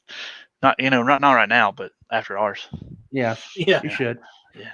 Michael Rosenbaum's been killing it with his interviews. He's been getting some great guests lately. Michael Bean's episode's great. Yeah. Michael who? Michael Bean from Terminator and Aliens and Tombstone. Michael Bean is one of those guys that's like he can be a little scary. I noticed he especially the way he like constantly like who used Michael's first name. He's like, let me tell you something, Michael. I want to make sure you know I want to make sure that you know that I know your name. Yeah, he admitted like the surrogate director on Tombstone, the one that came in and kind of finished things up. He's like nobody liked that guy.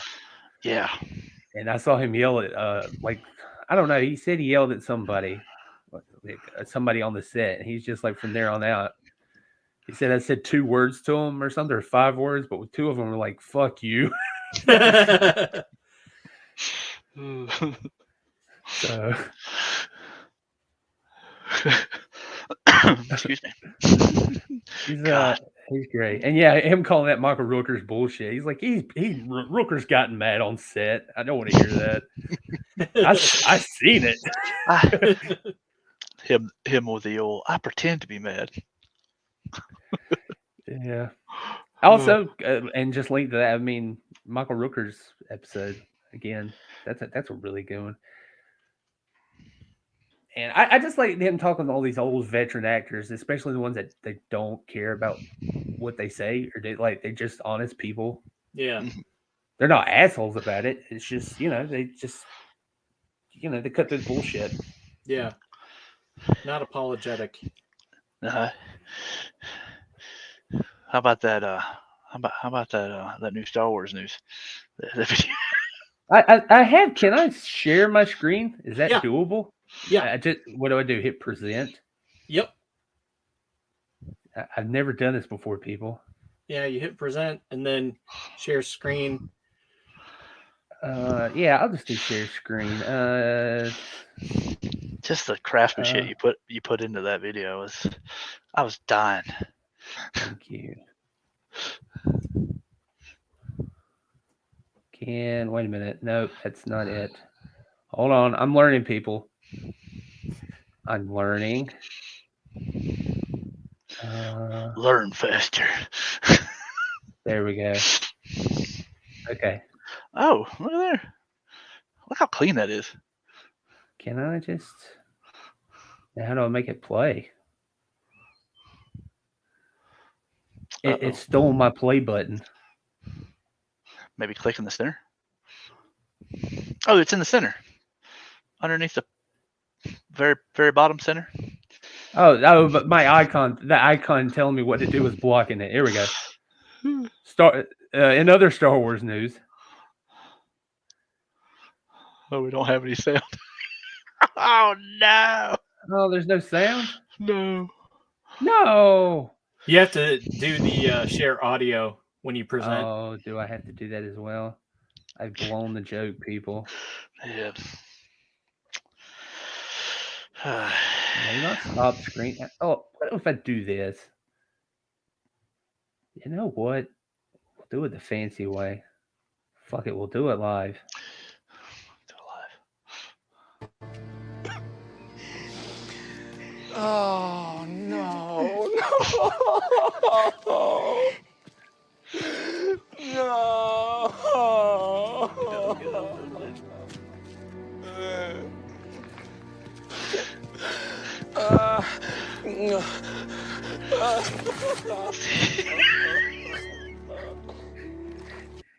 The end.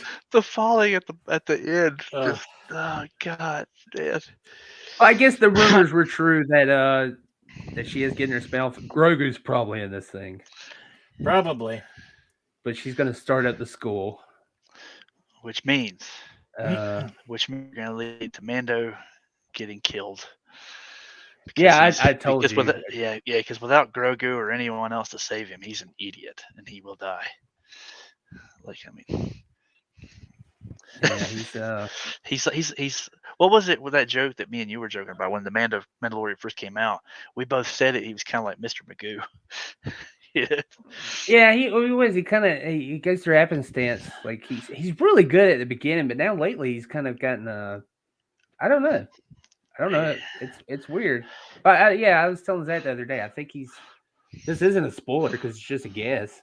I'm pretty sure he's gonna die. It'll be like a self-sacrifice thing, so he can send Grogu on his way, and Bo-Katan can get her own show.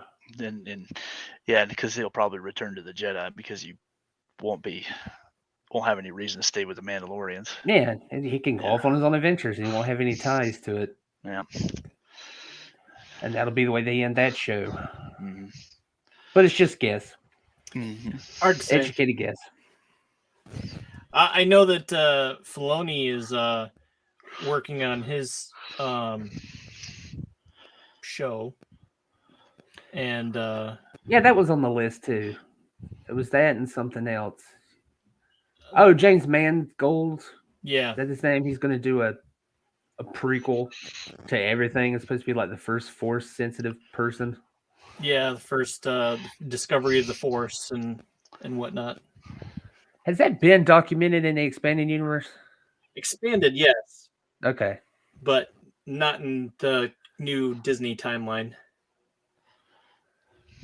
Yeah, because we're just now getting Thrawn. Everybody's like trying to guess who that's going to actually be because they haven't said who got cast, right? Yeah, they did. They announced that Lars Mikkelsen or whatever his name is, he's going to reprise his role. So the dude that played him in Rebels is going to play him in Ahsoka. Oh, okay.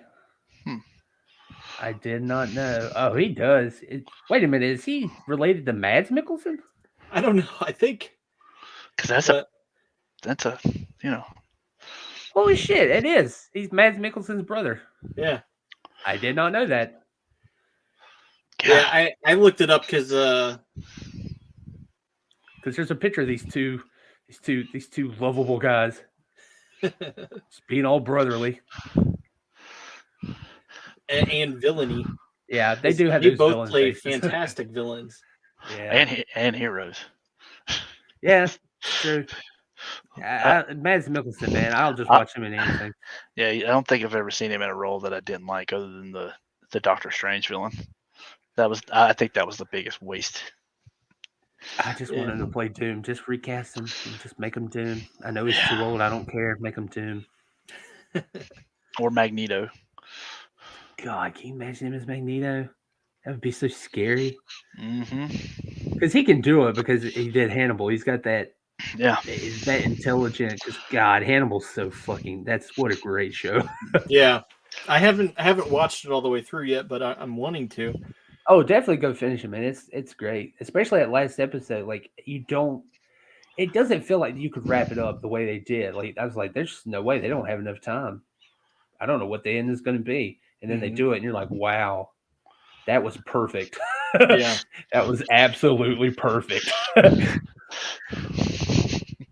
One of the best endings for a show ever.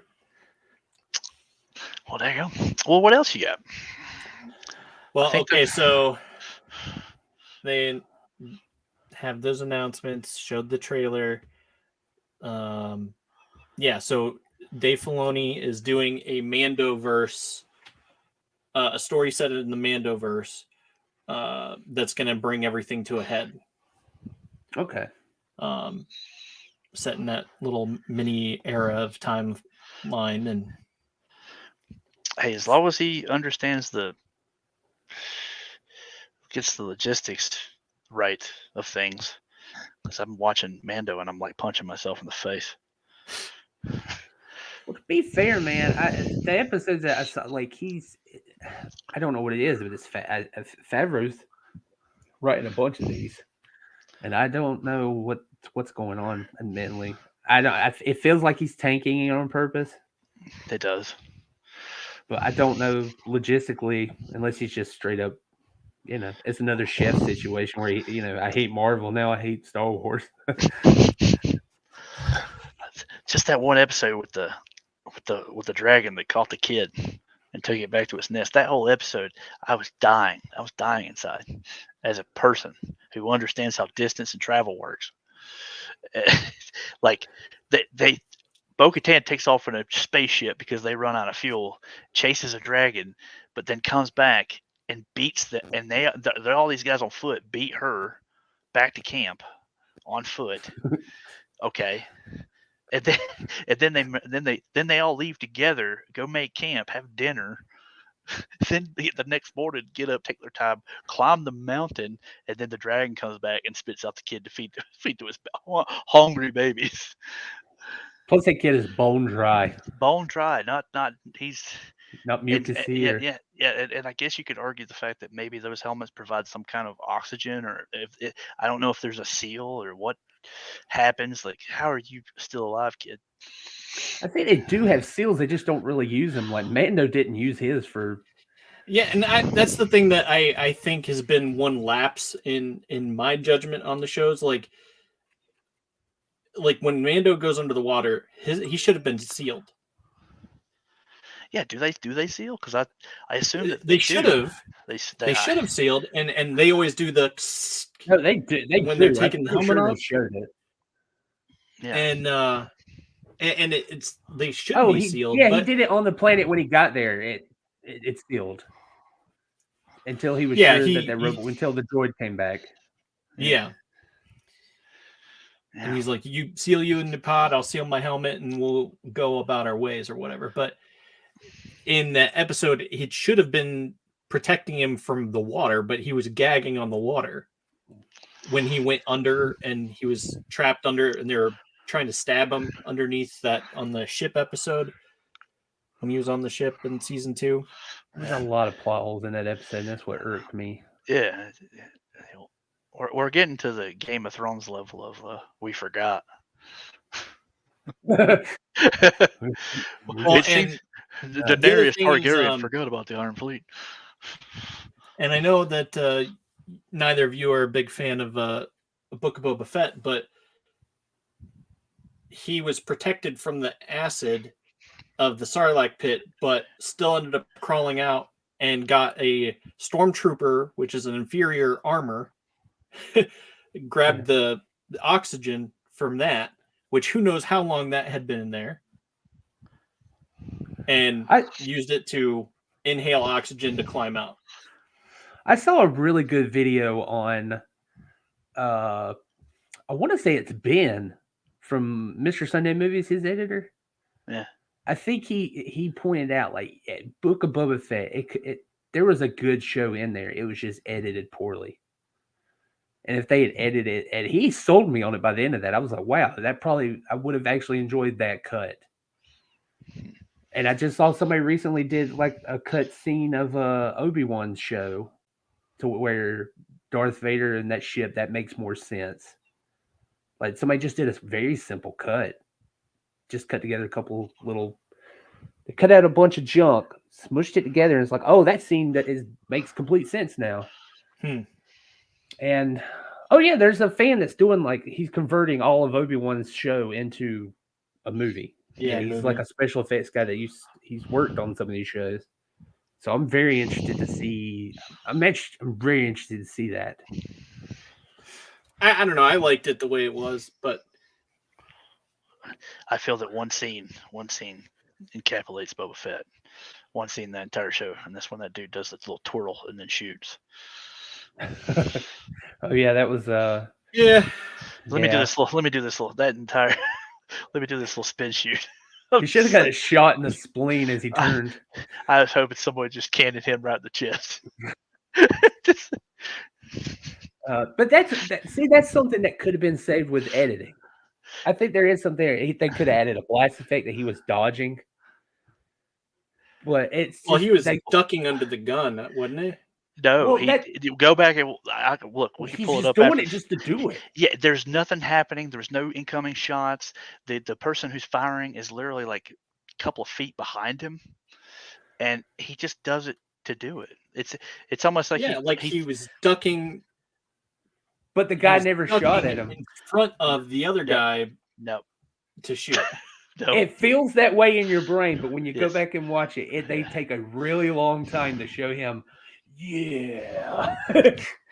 Yeah. For some reason, I got enough getting style points here. Let me just do a little turn.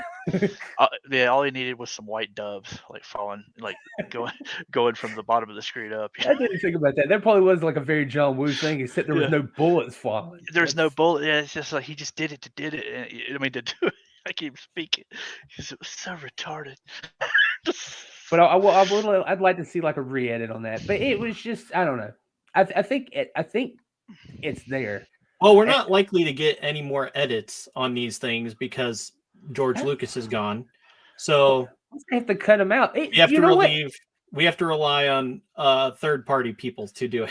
That's the problem, that they rush these people, and also they have to hit so many marks to sell so many things, and then also come up with a coherent story within the footage.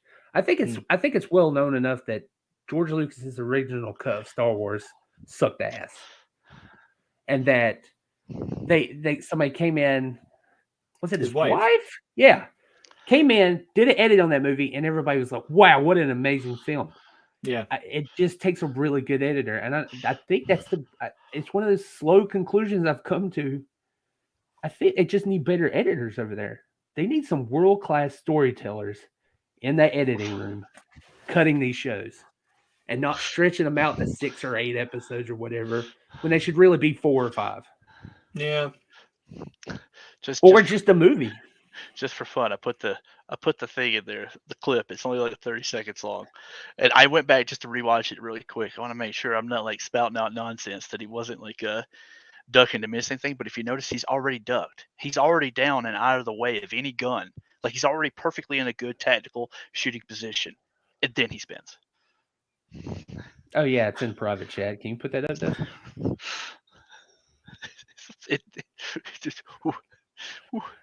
I know hilarious. This is beating a dead horse, but it is just really funny to watch. It's so good. It's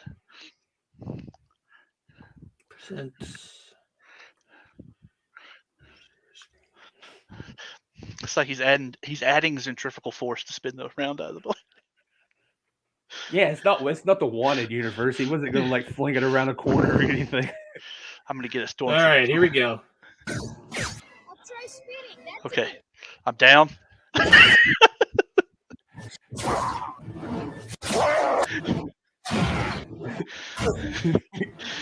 Whoever edited this. It's just him doing it for everybody. He's just taking out this.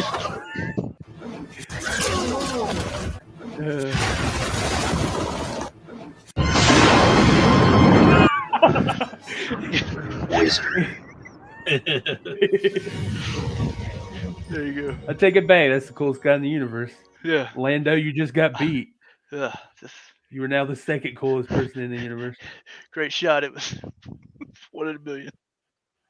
God, I've been getting back into the old Mission Impossible, and oh my God, I can't think of his name. I'm sitting there blanking. Anyway, Lando Calrissian, he's on the show. He's playing a character, and he's just fucking cool, and he's just a cool, suave, second-hand henchman. I'm like, he's still in every scene. Look at him, just being all cool. Oh, Man at Arms from the He-Man movie. He showed up on that. He showed up on Mission Impossible. He was a villain. Oh yeah, with his sweet mustache. Yeah. Did he still have the Man, He's still rocking that mustache. That thing is like a broom. Like it's so thick. That's a sweet stash. Yeah, I'm jealous. I can't do that. Oh, I didn't show this off. I wanted to. Like, okay, so the backs of these, like, the artwork's really great. Uh-huh. Right? Yeah. And also, weirdly enough, that does look more like Dolph Lundgren, but artistic. Am I doing this right? But if you do this, you can put the boxes together. Oh man, nice. So I'm thinking about trimming these boxes up and just, sealing these, putting them together, and make a little poster because that's great artwork. Yeah, it is. I'd hate for that to go to waste. Yeah, it's really good artwork. People should watch our commentary. Go and watch He-Man on something. I think it's on. It seems to go to one platform or another every month. I see it pop up on everything, and I always want to watch it every time I see it. It always but definitely on YouTube. So after you've watched Critters 2 this Easter, gather the family around and watch Masters of the Universe and listen to mine and Dustin's commentary. Yeah. Wait, did you say Critters 2? Yeah, Critters 2. Can you imagine Critters Tuna? You watch it, oh God. So many of these films. I forget how many they made. I did not know when I was looking up. I had to Google images of the suit because I wanted to get it right. And there's one just called Critters Bounty Hunters or something like that. They still make them. They're not that old. Golly. Just cranking them out. Soon, Steven Seagal versus Critters. Did you see that? There's a really funny video of the way he loads a gun, where he had the gun like this, and instead of doing that, he took the front of it and went and pushed on the front of this. He's like, "Let's do this."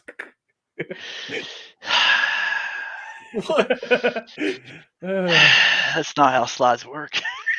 I'm pretty sure you can find the video if you're interested. It's just Steven Seagal loading a gun. I think the worst offense that I saw when he was shooting a rifle, and when he places it up on his shoulder, he didn't rest it in the pocket. He holds it up, and it's like over at his ear, and he's like, and he's like, tap, tap, tap, tap, and he's like, it's like it's a little Nerf gun, and I'm like, no. That's that one where he's in the military, right? One of them, because he's always it's just specified. Because every film, he's like, it has mandatory in his contract. I think he's like, he's ex special forces. It's like, I'm ex special forces, and I'm not going to stand up in this movie. I went down a rabbit hole one day of just hearing the celebrities telling stories about when they met him. That dude has got some serious. He's got some serious issues. He's. I think he suffers from like he was probably a normal guy once, but then something happened and snapped in his brain, and now he believes only his own hype. Yeah. Yeah. So he couldn't rationalize why Lorne Michael called him the worst SNL host. Yeah. He was like, I don't understand. How am I the worst? And somebody jokingly told him, he's like, it's probably because you're so good. He's scared of you. And he was like, that's probably it. Because if you're bored, look up what is it? Just look up the stories about him hosting SNL. There's so many great stories. And real quick, there was this like amazing story from a stuntman I heard. He was talking about he was on a film, and Steven Seagal is notorious for beating up stuntmen. Like if you show him in any way, form that you have martial arts background and you consider yourself kind of tough, he will hurt you. Because he knows that you're playing and you're trying to do your job and not hurt him, but he hurts you. Like he'll throw him through glass and just really injure a lot of stuntmen. So this one guy, knowing that, he was like, shoot, man, how am I going to handle this?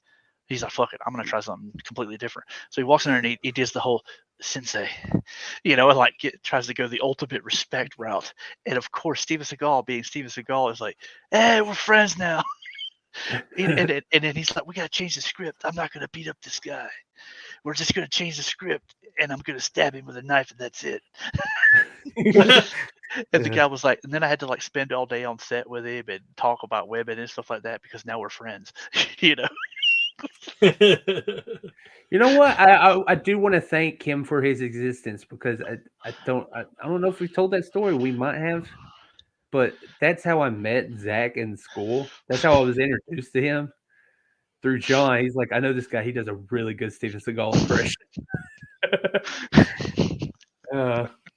Because that was when you had like the full ponytail and everything too back in the day. Oh yeah, long hair. And he would just squint his eyes. He'd do, hey man, I'm gonna kill you now, and then we're gonna go have a sandwich. And then he would do this like pitiful side spin kick. Yeah, you bring your foot up maybe like 2 feet off the ground and then spin. Just yeah, I'd see that. I'd be like, yeah, I like this guy. He's pretty funny. And that was that. Aikido is the best martial arts. I can't do it anymore. The ponytail was all the ponytail was all my power. I don't know, man. Even without the ponytail, like if you talk about like how old and sore and you can't move and stuff, you're probably a better impression of him now. I definitely can't kick high. Those are just my actual kicks now. Oh man! Thank God vehicles are putting those little lights on the bumper that you just wave your foot by and it opens the back. So when I go outside, I just.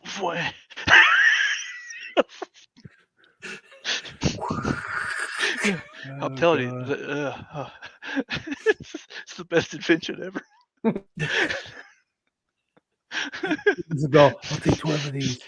You can't afford 12. I'll take however many. I'm pretty sure he's somewhere out there taking credit for that. I invented that. I had 30 years in the automotive industry.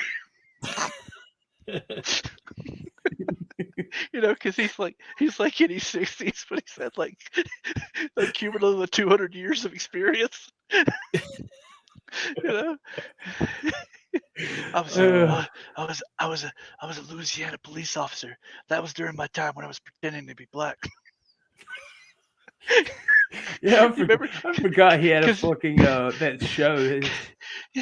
Where he's a sheriff or something. Yeah, depending on where he's at the current time, you know, that's when his accent changes. He's like, "Oh no, I'm Louisiana, dog." Yeah. Come on, man. Yeah, what was that movie he did with Keenan Ivory Wayans? Glimmer Man? That might have been it. That's the one where he just started doing a lot of voices, and Keenan Ivory Wayans was like, I don't know what to do. Yeah. And they're like, man, we just got to do it. Yeah, now he's full Japanese. The last I checked. Oh, that's what it was. He refused to kill anybody in the movie. He was at a stage where he's like, I'm not going to kill anybody in this movie. I'm not going to kill anybody. And then that one actor had to convince him. It's like, you got to kill me because I'm evil. And if you kill me, you'll be doing me a favor by releasing me from this body so I can be reincarnated as a good person one day. And Seagal in his idiot mind is like, that makes a lot of sense. I'll kill you to help you. Yeah, that's the story. Yeah. Oh, yeah. It was Stephen Tobolowsky. Ned Ryerson, that guy. Yeah. Oh man, sorry for all that. That's a tangent for you, man. My God. You should. Yeah, you will go down a rabbit hole if you just Google Steven Seagal. There's a whole internet rabbit hole. He's a weird legend in his own unique way. I just hijacked the news for like 15 minutes. I apologize. Yeah. So anyway, Star Wars. Yeah. Well, there's not a whole lot there. I'm not sorry. I know they announced like a lot of new figures and stuff too. Yeah. Like, oh yeah, Hasbro's going back to the plastic windows. Yeah. Yep. Yes. They were like, we're sorry. Are you shoot, man? Can I share this? Let me see if I can share this. So this figure set has just been announced, and I think it's really funny because me and Jimmy have a big history of this one. By Jimmy, he means Bo. Bo, but I'm sorry, we all have like multiple names. It's really weird. It makes it really confusing when you're trying to tell other people, like, yeah, I'm on the show with Bo, Jim, Liam, Zach, Eric, Zombie. There's a lot. Yeah. Oh yeah, I was gonna joke like you rather this be an empty box. Yes. Yeah. Are you? Yeah. My whole thing is like, I remember I think we were actually, I was over at your house and we were watching this, and I went on a rant about how nobody should be there. Like, no, there should be no Space Ghost. Yeah, when I say rant, he basically did a TED talk about how there should be no ghosts at the end of Return of the Jedi. Because they're all pieces of garbage. I was like, Anakin, you killed children. You whacked their heads off. We didn't even get to see that. And then Obi-Wan, man, you really fumbled that ball. And Yoda, you little deserter. Oh, but I'll admit though, I do like that retro packaging though. There's something about seeing that old 80s. I don't see anything. Oh, nope. I don't have anything to add to the stream, do I?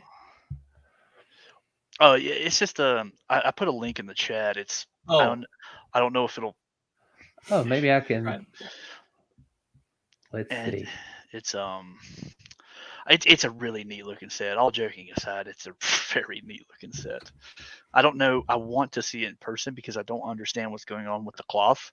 Is that like clear? Like, are they doing like a blue clear cloth? Is that what they're doing? I think that's what that is. It's like a clear, like a blue mesh. Yeah, and then the figure has that like transparency or something to it. I mean, I bet they got that idea from. Do you remember there was a lot of fans dressing up as Ghost Jedi? Yeah, at like Comic Cons, and they used that technique, and I feel like they probably got that idea from them. Yeah, because it worked. Yeah, I mean, either way, it looks. I don't want it at all, but I like it. That Yoda thing, that big empty space right there. Yeah. Not interested, Dustin? No. No. What about the new Luke? The one with Grogu jumping around? No, they announced a Return of the Jedi Luke Skywalker today at Celebration or whatever. Oh. And he's like, it's the one with the little flap down on his chest and everything. And I think the figure comes with two different chest pieces because there's one with the chest up and then there's one with the chest down. If you know what I'm talking about, that little flat piece. Do you remember where the double-breasted shirt? Yeah. I'm trying to find a good image of it. But either way, here how about we do this? Because I've got this. We can sit here, and you guys just gotta lead me in terms of what we're doing. We should have been more. I should have been more prepared. Well, there's actually new news. Yeah, they were coming out. Well, because they just announced this guy. Yeah, they were actually putting these out while we were at that. GameStop exclusive Black Series Old Master. Gaming greats, so I don't know. Old Master. Yeah, old, but he'll be a GameStop exclusive. They have that. Interesting. But the gaming greats are for characters that's been in a video game. I don't know. I think I just mumbled. I don't think it said gaming greats. Did it not? Did it not? Or did you see something I didn't? I mean, I might. GameStop exclusive Black Series Darth Maul. Okay. Oh no, it says gaming greats. Yeah. So I don't know. I'm completely. Somebody help us in the chat or something. Get back to us. I'm not sure where he's from. Correct us because I don't know about that one. New Lego sets. Yeah, I'm trying to find the. They're doing short round. Yep. Look at him. Short round. Look at him. He's going to be everybody's new favorite character. Yeah, short round. Yeah, I know. I want to do the Indiana Jones. I really do. But I still, yeah, that right there I think looks cool. The N1 Starfighter. Is it the vintage collection? Yeah, probably. They don't make anything for Black Series. they go live April 11th, which is that's a couple days from now. What if that's the next HasLab? Boy, Yeah, would it. likely. 9 Nub. Moff Jarrett. I gotta admit, I don't know who Moff Jarrett is. Who is that? Jeff Jarrett? Oh, he's a WCW legend. You remember he used to hit people with guitars? So anyway, when he became a Moff, I guess that's his figure. Yeah. Ooh, nice. Yeah, that helmet does look Black Series. That helmet does look cool. Yeah, Ahsoka helmet. It's nice. That also, a lot of these are going up April 11th at 1 p.m. Nice. If anybody is interested. What's the Vintage Jabba? With Salacious Crumb. That was pretty good. Thank you. I pride myself on my Salacious Crumb. Another Darth Vader in case you didn't miss the last 8. You know what? I wouldn't mind having one with a helmet that comes off. Yeah. And if you look, I don't have it. Oh, missing hand. Yeah, missing hand too. Oh yeah. If that gets down to a reasonable price, I might actually get that. Oh, good. Did they actually fix that now?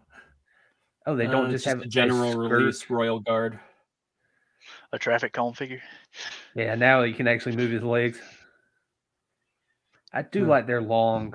I like long handle things. I've noticed a lot of companies, man, they're embracing the soft goods. Yeah. I think they figured out that we actually want them. Yeah, they actually listened to people and paid attention. Like, oh wow, people like these. Yeah, just took them a long time. Because you notice the indie figures, short round comes with a soft good jacket. There he is. Yeah, there's that look. Yeah. And man, I don't know what the hell that is. It's a butt. Get it together. The Mark Hamill likeness is pretty decent on that fig. I know we'll have to find some high res images or whatever. Yeah, because it won't let me. I mean, I guess I could zoom in, but it won't be as good. Where's the? Oh, we get another Cad Bane, or is that the old one? Yeah, the one from Book of Boba Fett. Which I don't think he had blue gauntlets. Who knows? Oh, that for people wanting a mod, get ready for their G.I. Joe, Scuba Man, or just any water-based vehicles. Yeah, $30. Yep. I got. Thank God! Look at him. Are you really going to buy 2 of those boats? Really? Is there anything you think you can say to me I haven't said to myself in the mirror? God, you just got. You know what? He's getting downloaded. That's going to be a new thing for the show. You just became our mascot. He gets force choked and his face doesn't change at all. I don't know why they got to me. Okay, stop screen. All right. Yeah, a lot of toys. Get ready, April 11th, to do your Star Wars pre-orders, if you are so inclined. Yeah, personally, I would say, with the way things are going with Hasbro lately, you're better off waiting. I know. I've told you I think they're just selling things at a high price just to see who will do it. Because sale prices are real prices. Yeah. I mean, because clearance and sales are happening more and more frequently. I went to Target the other day, and all their GI Joes were on clearance for like $10.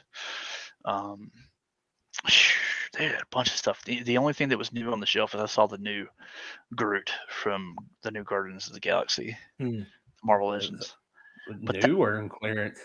It was new. It was the only new thing I saw. And that it's a deluxe figure, but it's $50, dude. Yeah. $50, and he comes with like wings, some alternate hands, and a little baby raccoon. Rocket. I think they are starting to reconsider things of people just waiting, because you notice that 2-pack of Doctor Doom and Marvel. What was that? I think it was actually $50, which means they're $25 a piece, which is their old prices. Yeah. Hmm. Yeah, and that's more reasonable. Yeah, and that's a good box set because you get alternate heads and stuff like that. Yeah. Like they're actually, I have to give them credit. That's a good box set. The Hulk, however, the new Hulk and the Bruce Banner, I understand. I don't know what they're doing, man. Like that, it was like $70-$80 for that. Yeah, and plus it's reused just with a new chest. But as we pointed out, that Hulk, when it came out, brand new, it was like 30, 35, which is an insane price for that. And it jumped up. It jumped up. Yeah, now it's jumped up. Mm-hmm. They've been doing a lot of that. If they reuse something for some reason, you get less, and it's reuse, and they charge more. Yeah, the only thing that's new on that figure is the chest and the head, and their response, their rationale was that they were like, it needs to be softer to look like the old comic, and I'm like, but now your chest doesn't match the rest of your body. Yeah, because they have a soft chest, but he has like these like veiny arms. Have you never just flexed your arms and legs, but not your chest? Yeah, just happens all the time. Just only flex your appendages. Don't. Shit, Hulk crap pants. But yeah. Oh shoot. Speaking of figures, should we even bring up the Animal Warriors of the Kingdom thing, or? Yeah, we can. I put that. I did. Yeah. Let's do that, because I think it opens up a good discussion, and we were talking about pricing on figures and stuff. Yeah, I think it's important. It's not. We're not gonna. This isn't a. Yeah, I by no means do I want to like bash that company, because like I love their figures. I think their figures are great, but I did receive a Kali with I can put it up if you want, and At first glance, it's like, oh yeah, that's it's the Kali. But if you notice, I had a little QC issue on the shoulder there. You can see that instead of what happened was I guess when it was during the assembly, they put two right shoulders on, because this is the shoulder that you put the shoulder pauldron on, and And to be fair, it's an indie company. That kind of thing can happen. Yeah, it's it's an easy mistake. It's one of those things where like you're just pulling parts out of a bucket probably and putting figures together on that assembly line, and it's just one of those things where, man, when I pulled the figure out of the packaging and I looked at the box and I could see the window, which thank God windows are coming back. You could clearly see. I was like, oh, that shoulder is got pegs on it, and I opened it and played with it a little bit, and I was like, oh man, I got a bad one. So then as a customer, you got to go through that rigmarole of like, man, do I want to reach out? Do I want to get a new figure? What do I want to do? Because we were having that conversation about the Mezco 89 Batman of like, do you want to wait and get it and be disappointed and have to go through the hassle of sending it back, when a lot of people are just like, oh, I'll keep it, I'll keep it, which is what I'm doing with the figure. I'm going to keep it, because I emailed Sparrow Toys and I asked them, hey, look, man, just a heads up, you guys are, you might want to look at some of your figures before you ship them out. It was just you saw my email. I was just trying to be, hey man, heads up, Yeah. Maybe. Yeah, it wouldn't even be in. You wouldn't even like. I don't even think you were actively asking to get it repaired or anything. It was just kind of like an obvious thing. Yeah. It's like, oh man, my shoulder's messed up. Just Yeah. Yeah. And he emailed me. I thought. Yeah. Go ahead. Sorry. Yeah. He emailed me and he was like, oh man, that's a first. Well, just I guess put it in a bubble mailer and send it to me, and I'll send you a new one. And I kind of just stopped and thought, well, nah, because then I'll be paying shipping twice on a product I've already paid for, and I kind of didn't want to. And I know a bubble wrapper isn't that much in the grand scheme of things, but you still got to go to the store to get one. You got to pay for a bubble wrapper out of your pocket. That's gas out of your pocket to then go drop it off somewhere and mail it. You can't mail a mailer from your house. And I don't know. And to me, that's easy. At least you're going to have to spend $10 to send it back. At least. That's a third of the price. Yeah. And that's when I was asking you. I was like, that kind of bugged me because Mm-hmm. I thought for sure he was just gonna either give you a partial refund to cover that shipping to get it back, or just comp you a figure, because a lot of companies will just be like, it's just cheaper just to send you another figure. And I think that's what happened, is that he's probably been comping a lot, seeing as that this is the first big wave one, and it's been kind of chaotic. I mean, I'm pretty sure if you follow Dustin on Instagram, you can see his woes. He had quite an issue, but Dustin also, he just told Dustin, he's like, "Oh, keep that box of figures," just and I was like, and I didn't want to be comped a figure. I wasn't even sure how to handle the situation. And even if he would have offered me, I'll just send you a new one, I planned on saying, "Oh, don't worry about it, man. It's not a big deal. I just wanted you to know to check the windows and make sure that this doesn't happen again." Right. Because man, I'm still on hook for Wave 2 from the Kickstarter. And dude, man, if Wave 2 and he could have just sent you a shoulder, even, because I mean, you're capable of popping it out and swapping it. Yeah. So it could have just been simple, like, okay, I'll send you a shoulder. Which I was already going to say, don't worry about it. It's okay. Because I'm just going to 3D print something and slap something on there, which I already did. I 3D printed a brand new pauldron. Yeah. This is what opened up the conversation. I'd really like opinions on it. You want to see it? It's clear and transparent, so you won't be able to really see it, but it has like a cool little medieval. It's like a Mythic Legion kind of thing. I just scaled it down to fit and to be offset. So if you want to kind of see it, what it looks like on the figure, and then I'm just going to kind of put it on there and have him wear it kind of high, and I thought that looked cool.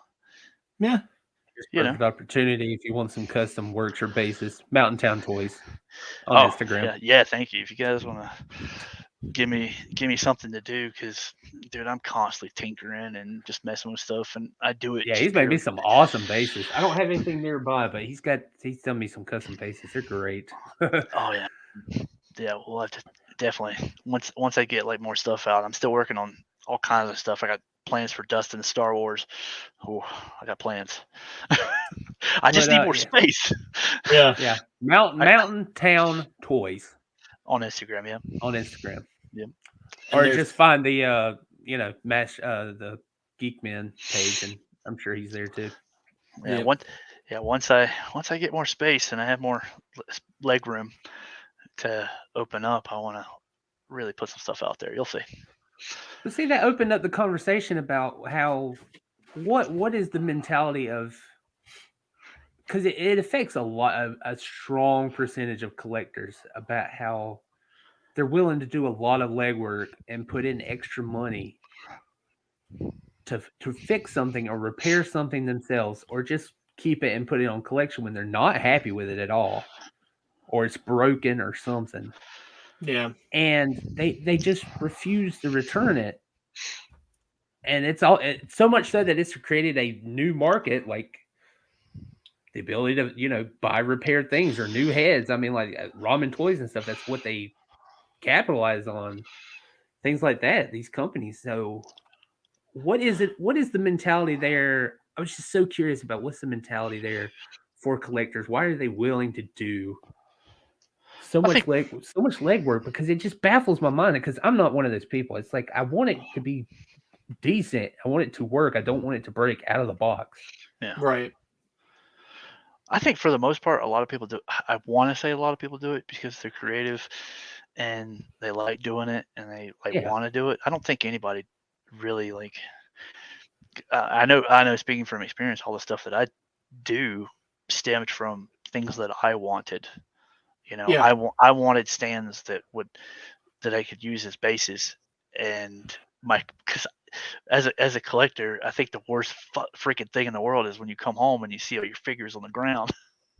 Yeah. Because they fell off your shelves or something like that, or let me clarify though. I'm not stepping on people that do custom work. That's a completely different thing. To take something and transform it into something else. I'm talking strictly if a figure is damaged or missing something that it should have, or it's just a factory error stuff. Why are we so inclined to just keep it instead of going? I'll say, in my experience, it's because, for the few times that I've had, it can no longer be returned because you miss the window. I think that's a big factor of it. Plus, there's a hassle with sending it back. I think I wish I'd done a supercut. I just would have I was having to do a lot of editing stuff this week. I would have loved to have done a supercut of all the Mezco Batman reviews where just the cursing and the visible frustration and sadness in everybody's reviews. Yeah. And then them all ending with, I guess I'll just put them next to my Christopher Reeve Mezco, or it's like, no, you can return it. That's $125. Right. Which is still cheaper than trying to get like a NECA. Yeah. Because NECA third party Keaton Batman, good luck. That's long out of print. And everybody wants a Keaton Batman, and right now the only competition, like I said, is third party NECA, or if you want to do that Todd McFarlane one, which, I mean, I'm not. You'll trying have to customize that one. Yeah, I'm not trying to like crap on McFarlane in any way, but I didn't care for that Keaton Batman. It's not missing. Yeah, no, that's the thing. It's like I've seen people. It was you almost did it. I'm sorry I pushed on you because I know you might be like maybe it was a good figure, but the head sculpts were great on that. Yeah. And the cape, if you could have cut off that weird little ring that would not pop in the collar, like you'd probably be good. As soon as I saw that, I was like, man, just take a Dremel and Dremel that ring around. That way you can set it down and let the magnet do its job. Like the fact that they put that ring there to hold the cape is kind of baffling to me that was a design choice. I think it was an easy fix. If people out there are doing that, you just take a Dremel and remove that ring, and then you'll have the perfect key. And then for me, my plan was, it was just going to be a static standing Batman next to a Batmobile.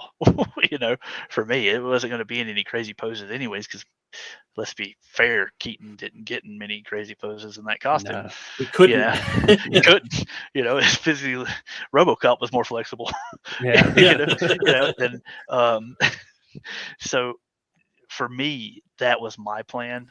But then the pressure of seeing everybody else just so unhappy, and then the fact that I've been shooting myself in the foot with some Mezcos here lately. I was like, do I really want to go out on another over $100 and be unhappy or have it worse break? And then knowing me, I would go in and cut the body out and probably salvage parts to make a new Keaton, you know. And then, do I really want to pay for something that I got to fix? That was what it all came down to. And it was the transparency from Mezco too about how they were just correcting people on the things that were flawed, like it was their fault that they didn't understand. Oh, they sent out I've never seen an FAQ for a figure before then. Yeah, they were like lightly, slowly pose. Be very careful, But also just really go for it. Yeah, it's like just go for it. But also be careful. And I was like, what? Those are so conflicting messages. Yeah. They really should be showing pictures of the internal mechanics because everybody was so confused about how it works because you can't see it. Yeah. And then all those people that are using the tire shine or the Armor All like interior shine on the figure to make it look amazing. That worries me because I think you just cut your figure's lifespan in half. Yeah, probably worse. Like in the next year or two, it's going to be all cracking, and because it's going to draw all the moisture out of that, that rubber. Yeah, and, dude, I would have rather had a cloth body with rubber overlay. Honestly, like little armor bits and stuff like that. Yep. Personally.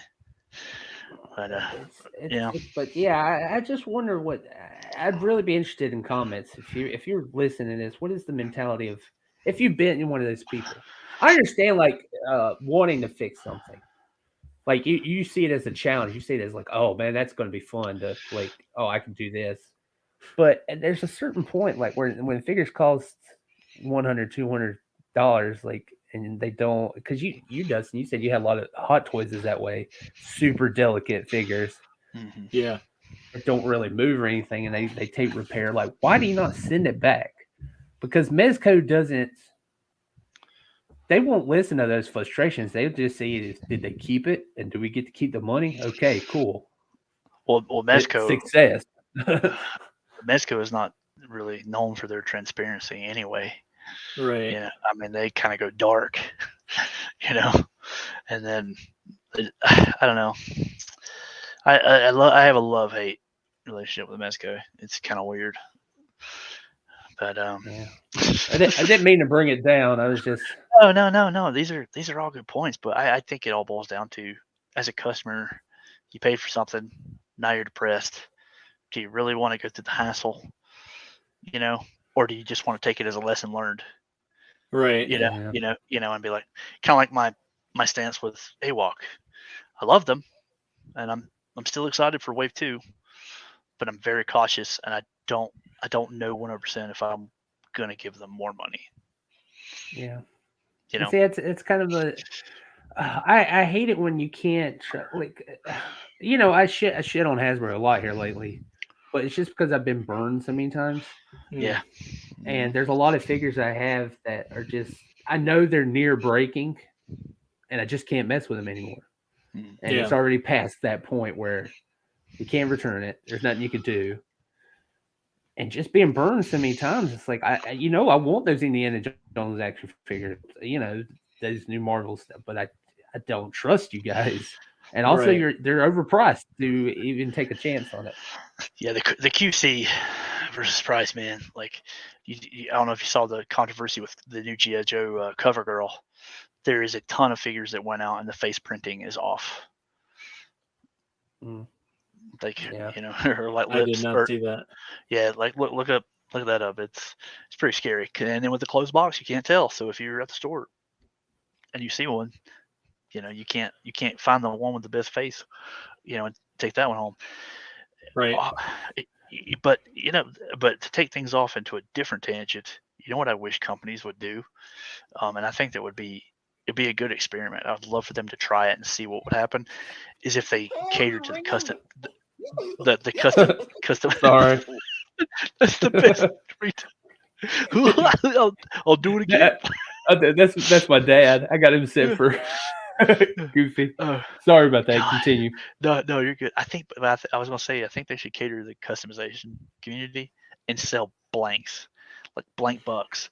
Like, can you imagine like Hasbro having like the Bucky cap or the Sunfire body mold, and you could buy it in an assortment of colors, so that just for like $10-$15, just a blank. Yeah, just a blank. That would be neat. And all it is a blank, and then you could buy hand packs, and stuff, and accessory packs and stuff like that, and just because it would be them just selling plastic put in molds and then assembled, so the cost on them would be super low, and then I know for a fact, like if Mezco was to do that, I'd be in trouble. Yeah. Because I'd be buying. Well, I'll tell you, D13 Toys did that with their Bible Adventures series.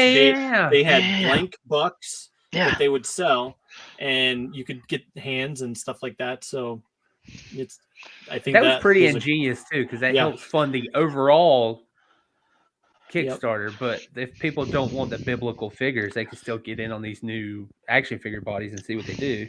Yeah, and see, that's another thing going back to AWOC. Like you notice they're selling army builders. Like there's a bunch of like army builder characters, but they don't sell armor packs. Like they sell weapon packs, but they don't have armor packs for these naked guys. Yeah. So you have to buy an army builder and then buy another figure to fodder to take his armor to put on that to make your own. Well, character. And this guy, he's a cautionary legionary, but his chest is plastic. You can't remove this armor. No. But you can remove Pale's armor. Everything comes off. Yeah, you can remove all that, and it's like you can mix and match those things. But I know for a fact that AWOC, Animal Warriors of the Kingdom, is going to be partnering with My Action Figure Customs for doing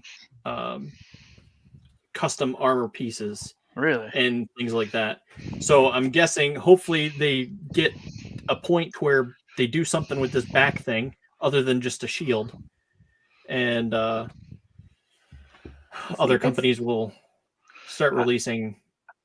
I wish Zombie was still here. I know he'd probably agree, and I would like to hear his just in terms of Mythic Legions, but I feel, and this is what got me into that 30-minute mission line. And why I also like even the Dollar Tree Final Faction line. It's selling the pieces separately to keep costs down. And then also they're so modular and you can use them on pretty much any figure in the line. Yeah. Right. And you end up buying like, if I need, I'm going to need like at least 3 of these packs. Yep. Because you want to put it on all your figures and stuff. And I feel like that you end up making more money. And I wish more companies did just here's a basic figure. Here's a couple of things. This is cheap. Yeah. Here's all the mods that you just pick from what you want. Yep. You buy the sets and then you make the figure you want, and that would not only reduce costs but also probably increase profits. Yeah. Well, I know they were talking about doing that with Mythic Legions at one point. It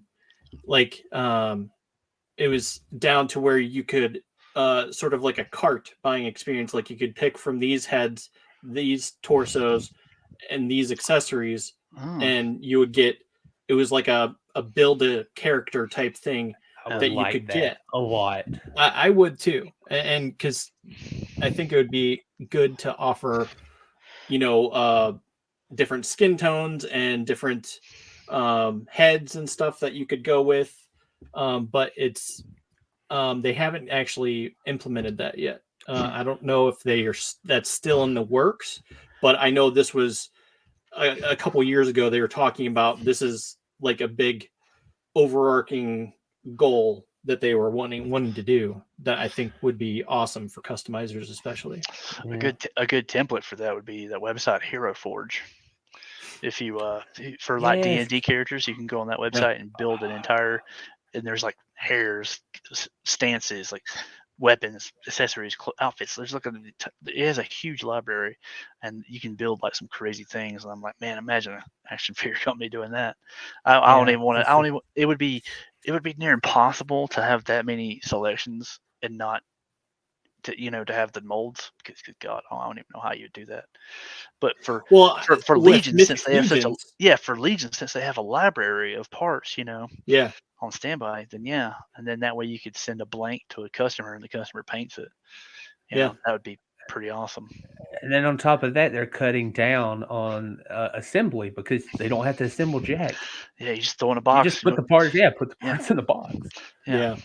I wish Mattel would do that with the Motu Origins since they're so modular. I wish every company, man, like I said, Hasbro, like just throw some body molds and be like, pick a color, and I think that would bring their costs down to where people would be more happy.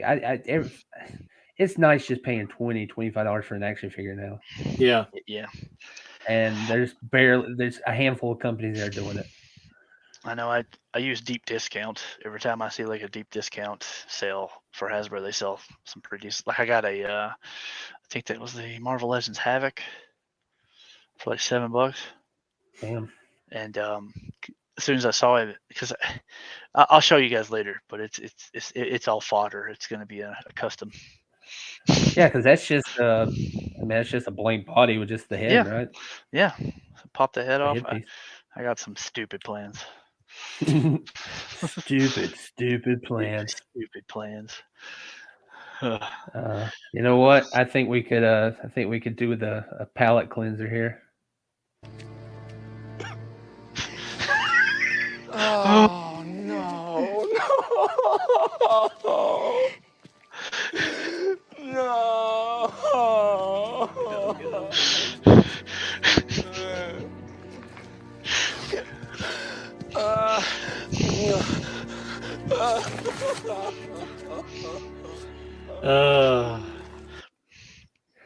I'm sorry. just I'm starting to figure out how to work this, and now you probably shouldn't have. Yeah, you shouldn't have figured this out. Just so you guys know, I'm calling it now because they're doing the expanded. You know, she's going to lead the Jedi Temple and everything. She's probably going to run into Mary Jane and Mara Jade. You know Mara Jade, yeah. Yeah. Scissors. I don't know about that, but I don't want to think about that. I'm just gonna say that there's only like 2 black people in the Star Wars universe. Well, I'm gonna say that she's listen to me. And it worries me. Has there? It logistically, for real, has there been a gay character in Star Wars? Am I not thinking of somebody? Yeah. No one note, but I mean, there was in the last scene of the last movie, episode 9. These 2 characters kissed that were apparently in love. Oh, I forgot about that. They just stuck them in the background, and that's supposed to be inclusive. Yeah. All right. I'm telling you, Mara Jade is going to fill both of those boxes because Mara Jade is going to get with Rey, and she's also a redhead, so you know what that means in Hollywood. Race swap. That's what they're like. Oh, can't have no gingers. I just thought I'm focusing on the phrase "fill in the boxes," and you're talking about what you're talking about. Yeah. Because it's all it's a checklist now. It's a very closed-minded universe for as much variety as there is. I don't see a lot of whatever. We'll see. It'll probably happen, and it'll probably happen in a ham-fisted way. Well, and here's the thing, though. The fate of the galaxy is at hand. Do we really give a flying fuck what these people are, what their sexual orientation is? No. I usually don't care. I don't think it is, but there are characters where it does matter because, I mean, I think about Indiana Jones and how much he gets laid in every single movie. Like they probably shouldn't focus on that, but they do.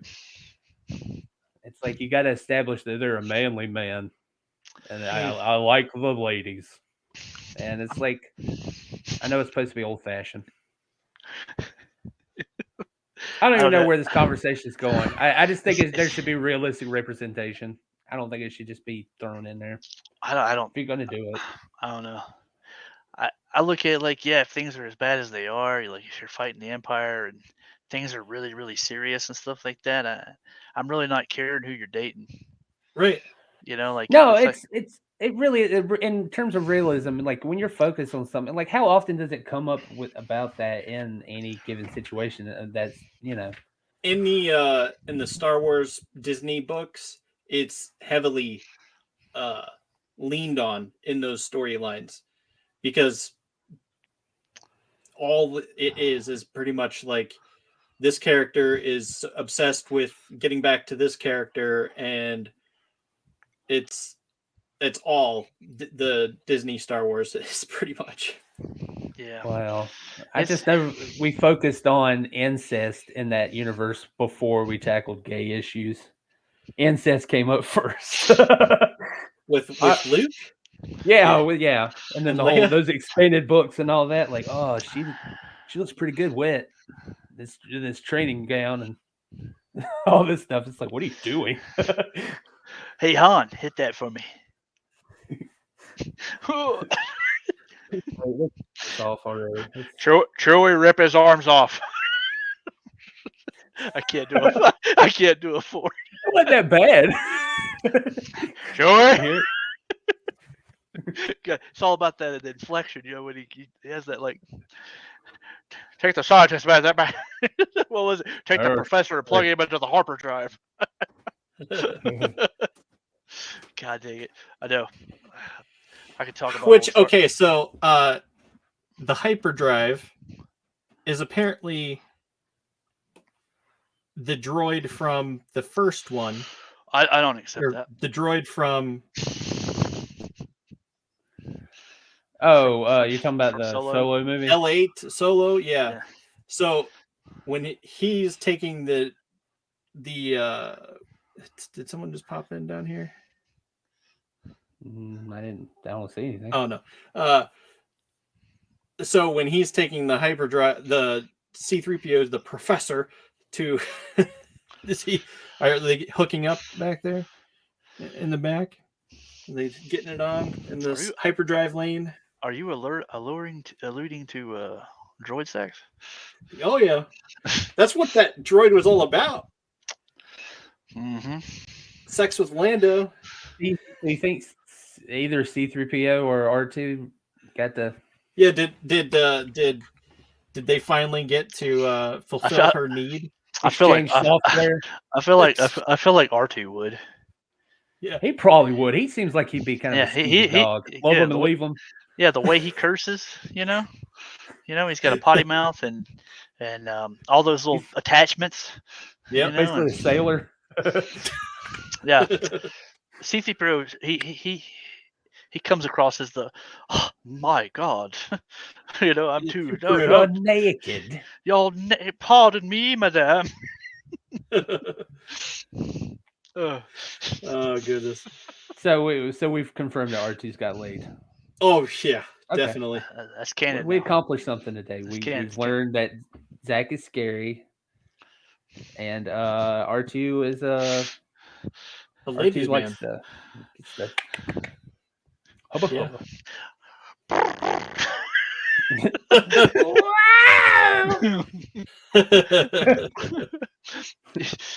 You just hear Luke over there like. R2's vinegar strokes is probably all of his little flaps opening. And that one that has like the arc torch, where it's like. Oh goodness! He's gonna go weld something up. Well, Disney Plus. It's gonna be Disney Plus. You just gave them an idea. Filoni's like, wait do you see my new show, guys? It's like Taxi Cab Confessions, but it's with droids. Favreau's gonna be like fighting. Well, after that latest episode of Mando, that definitely could happen. Yeah, probably. Anything's a possibility now.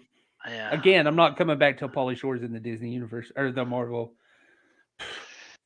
Star Wars universe. Yeah. I'll take him in the Marvel universe, but I refuse to come back. What would Pauly Shore even do in the Marvel universe?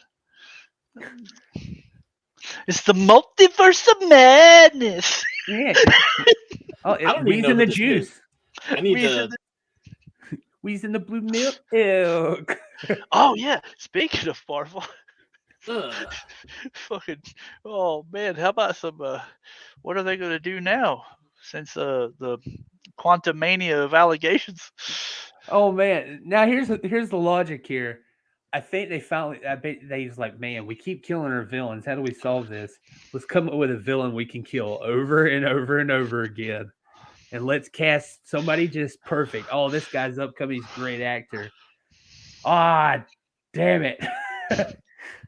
Really, it's like 5 minutes after that movie premiered. All these allegations. I know, like that movie came out, and it's like he went Ezra Miller on somebody.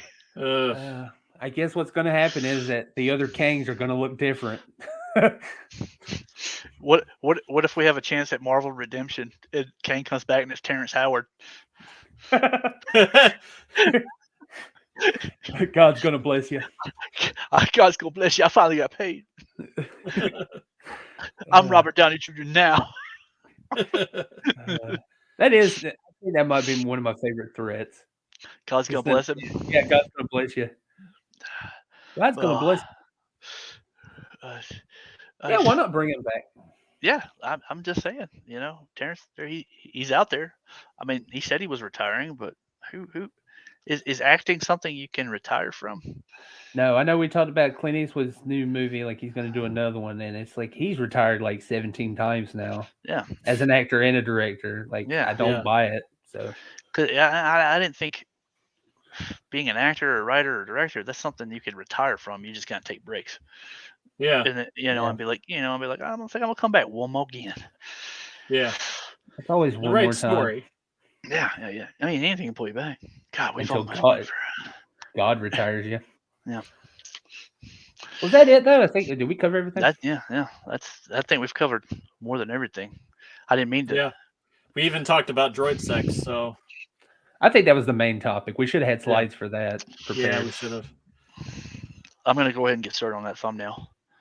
I don't even know what that would entail. You know. Just your Google search is about to get even weirder. You mean it wasn't weird to begin with? Oh no, I'm sure Zach's is fucked, but I have to clear my history like every hour. Plus, we're all writers. We already had them. They're all fucked to begin with. Yeah. Yeah, I put that meme up not too long ago. I suppose it was a while ago, but anyway, yeah, it's just like, hey, we need to see your search history, and the dudes just start sweating. Like whoever it was, Peel, I think is sweating.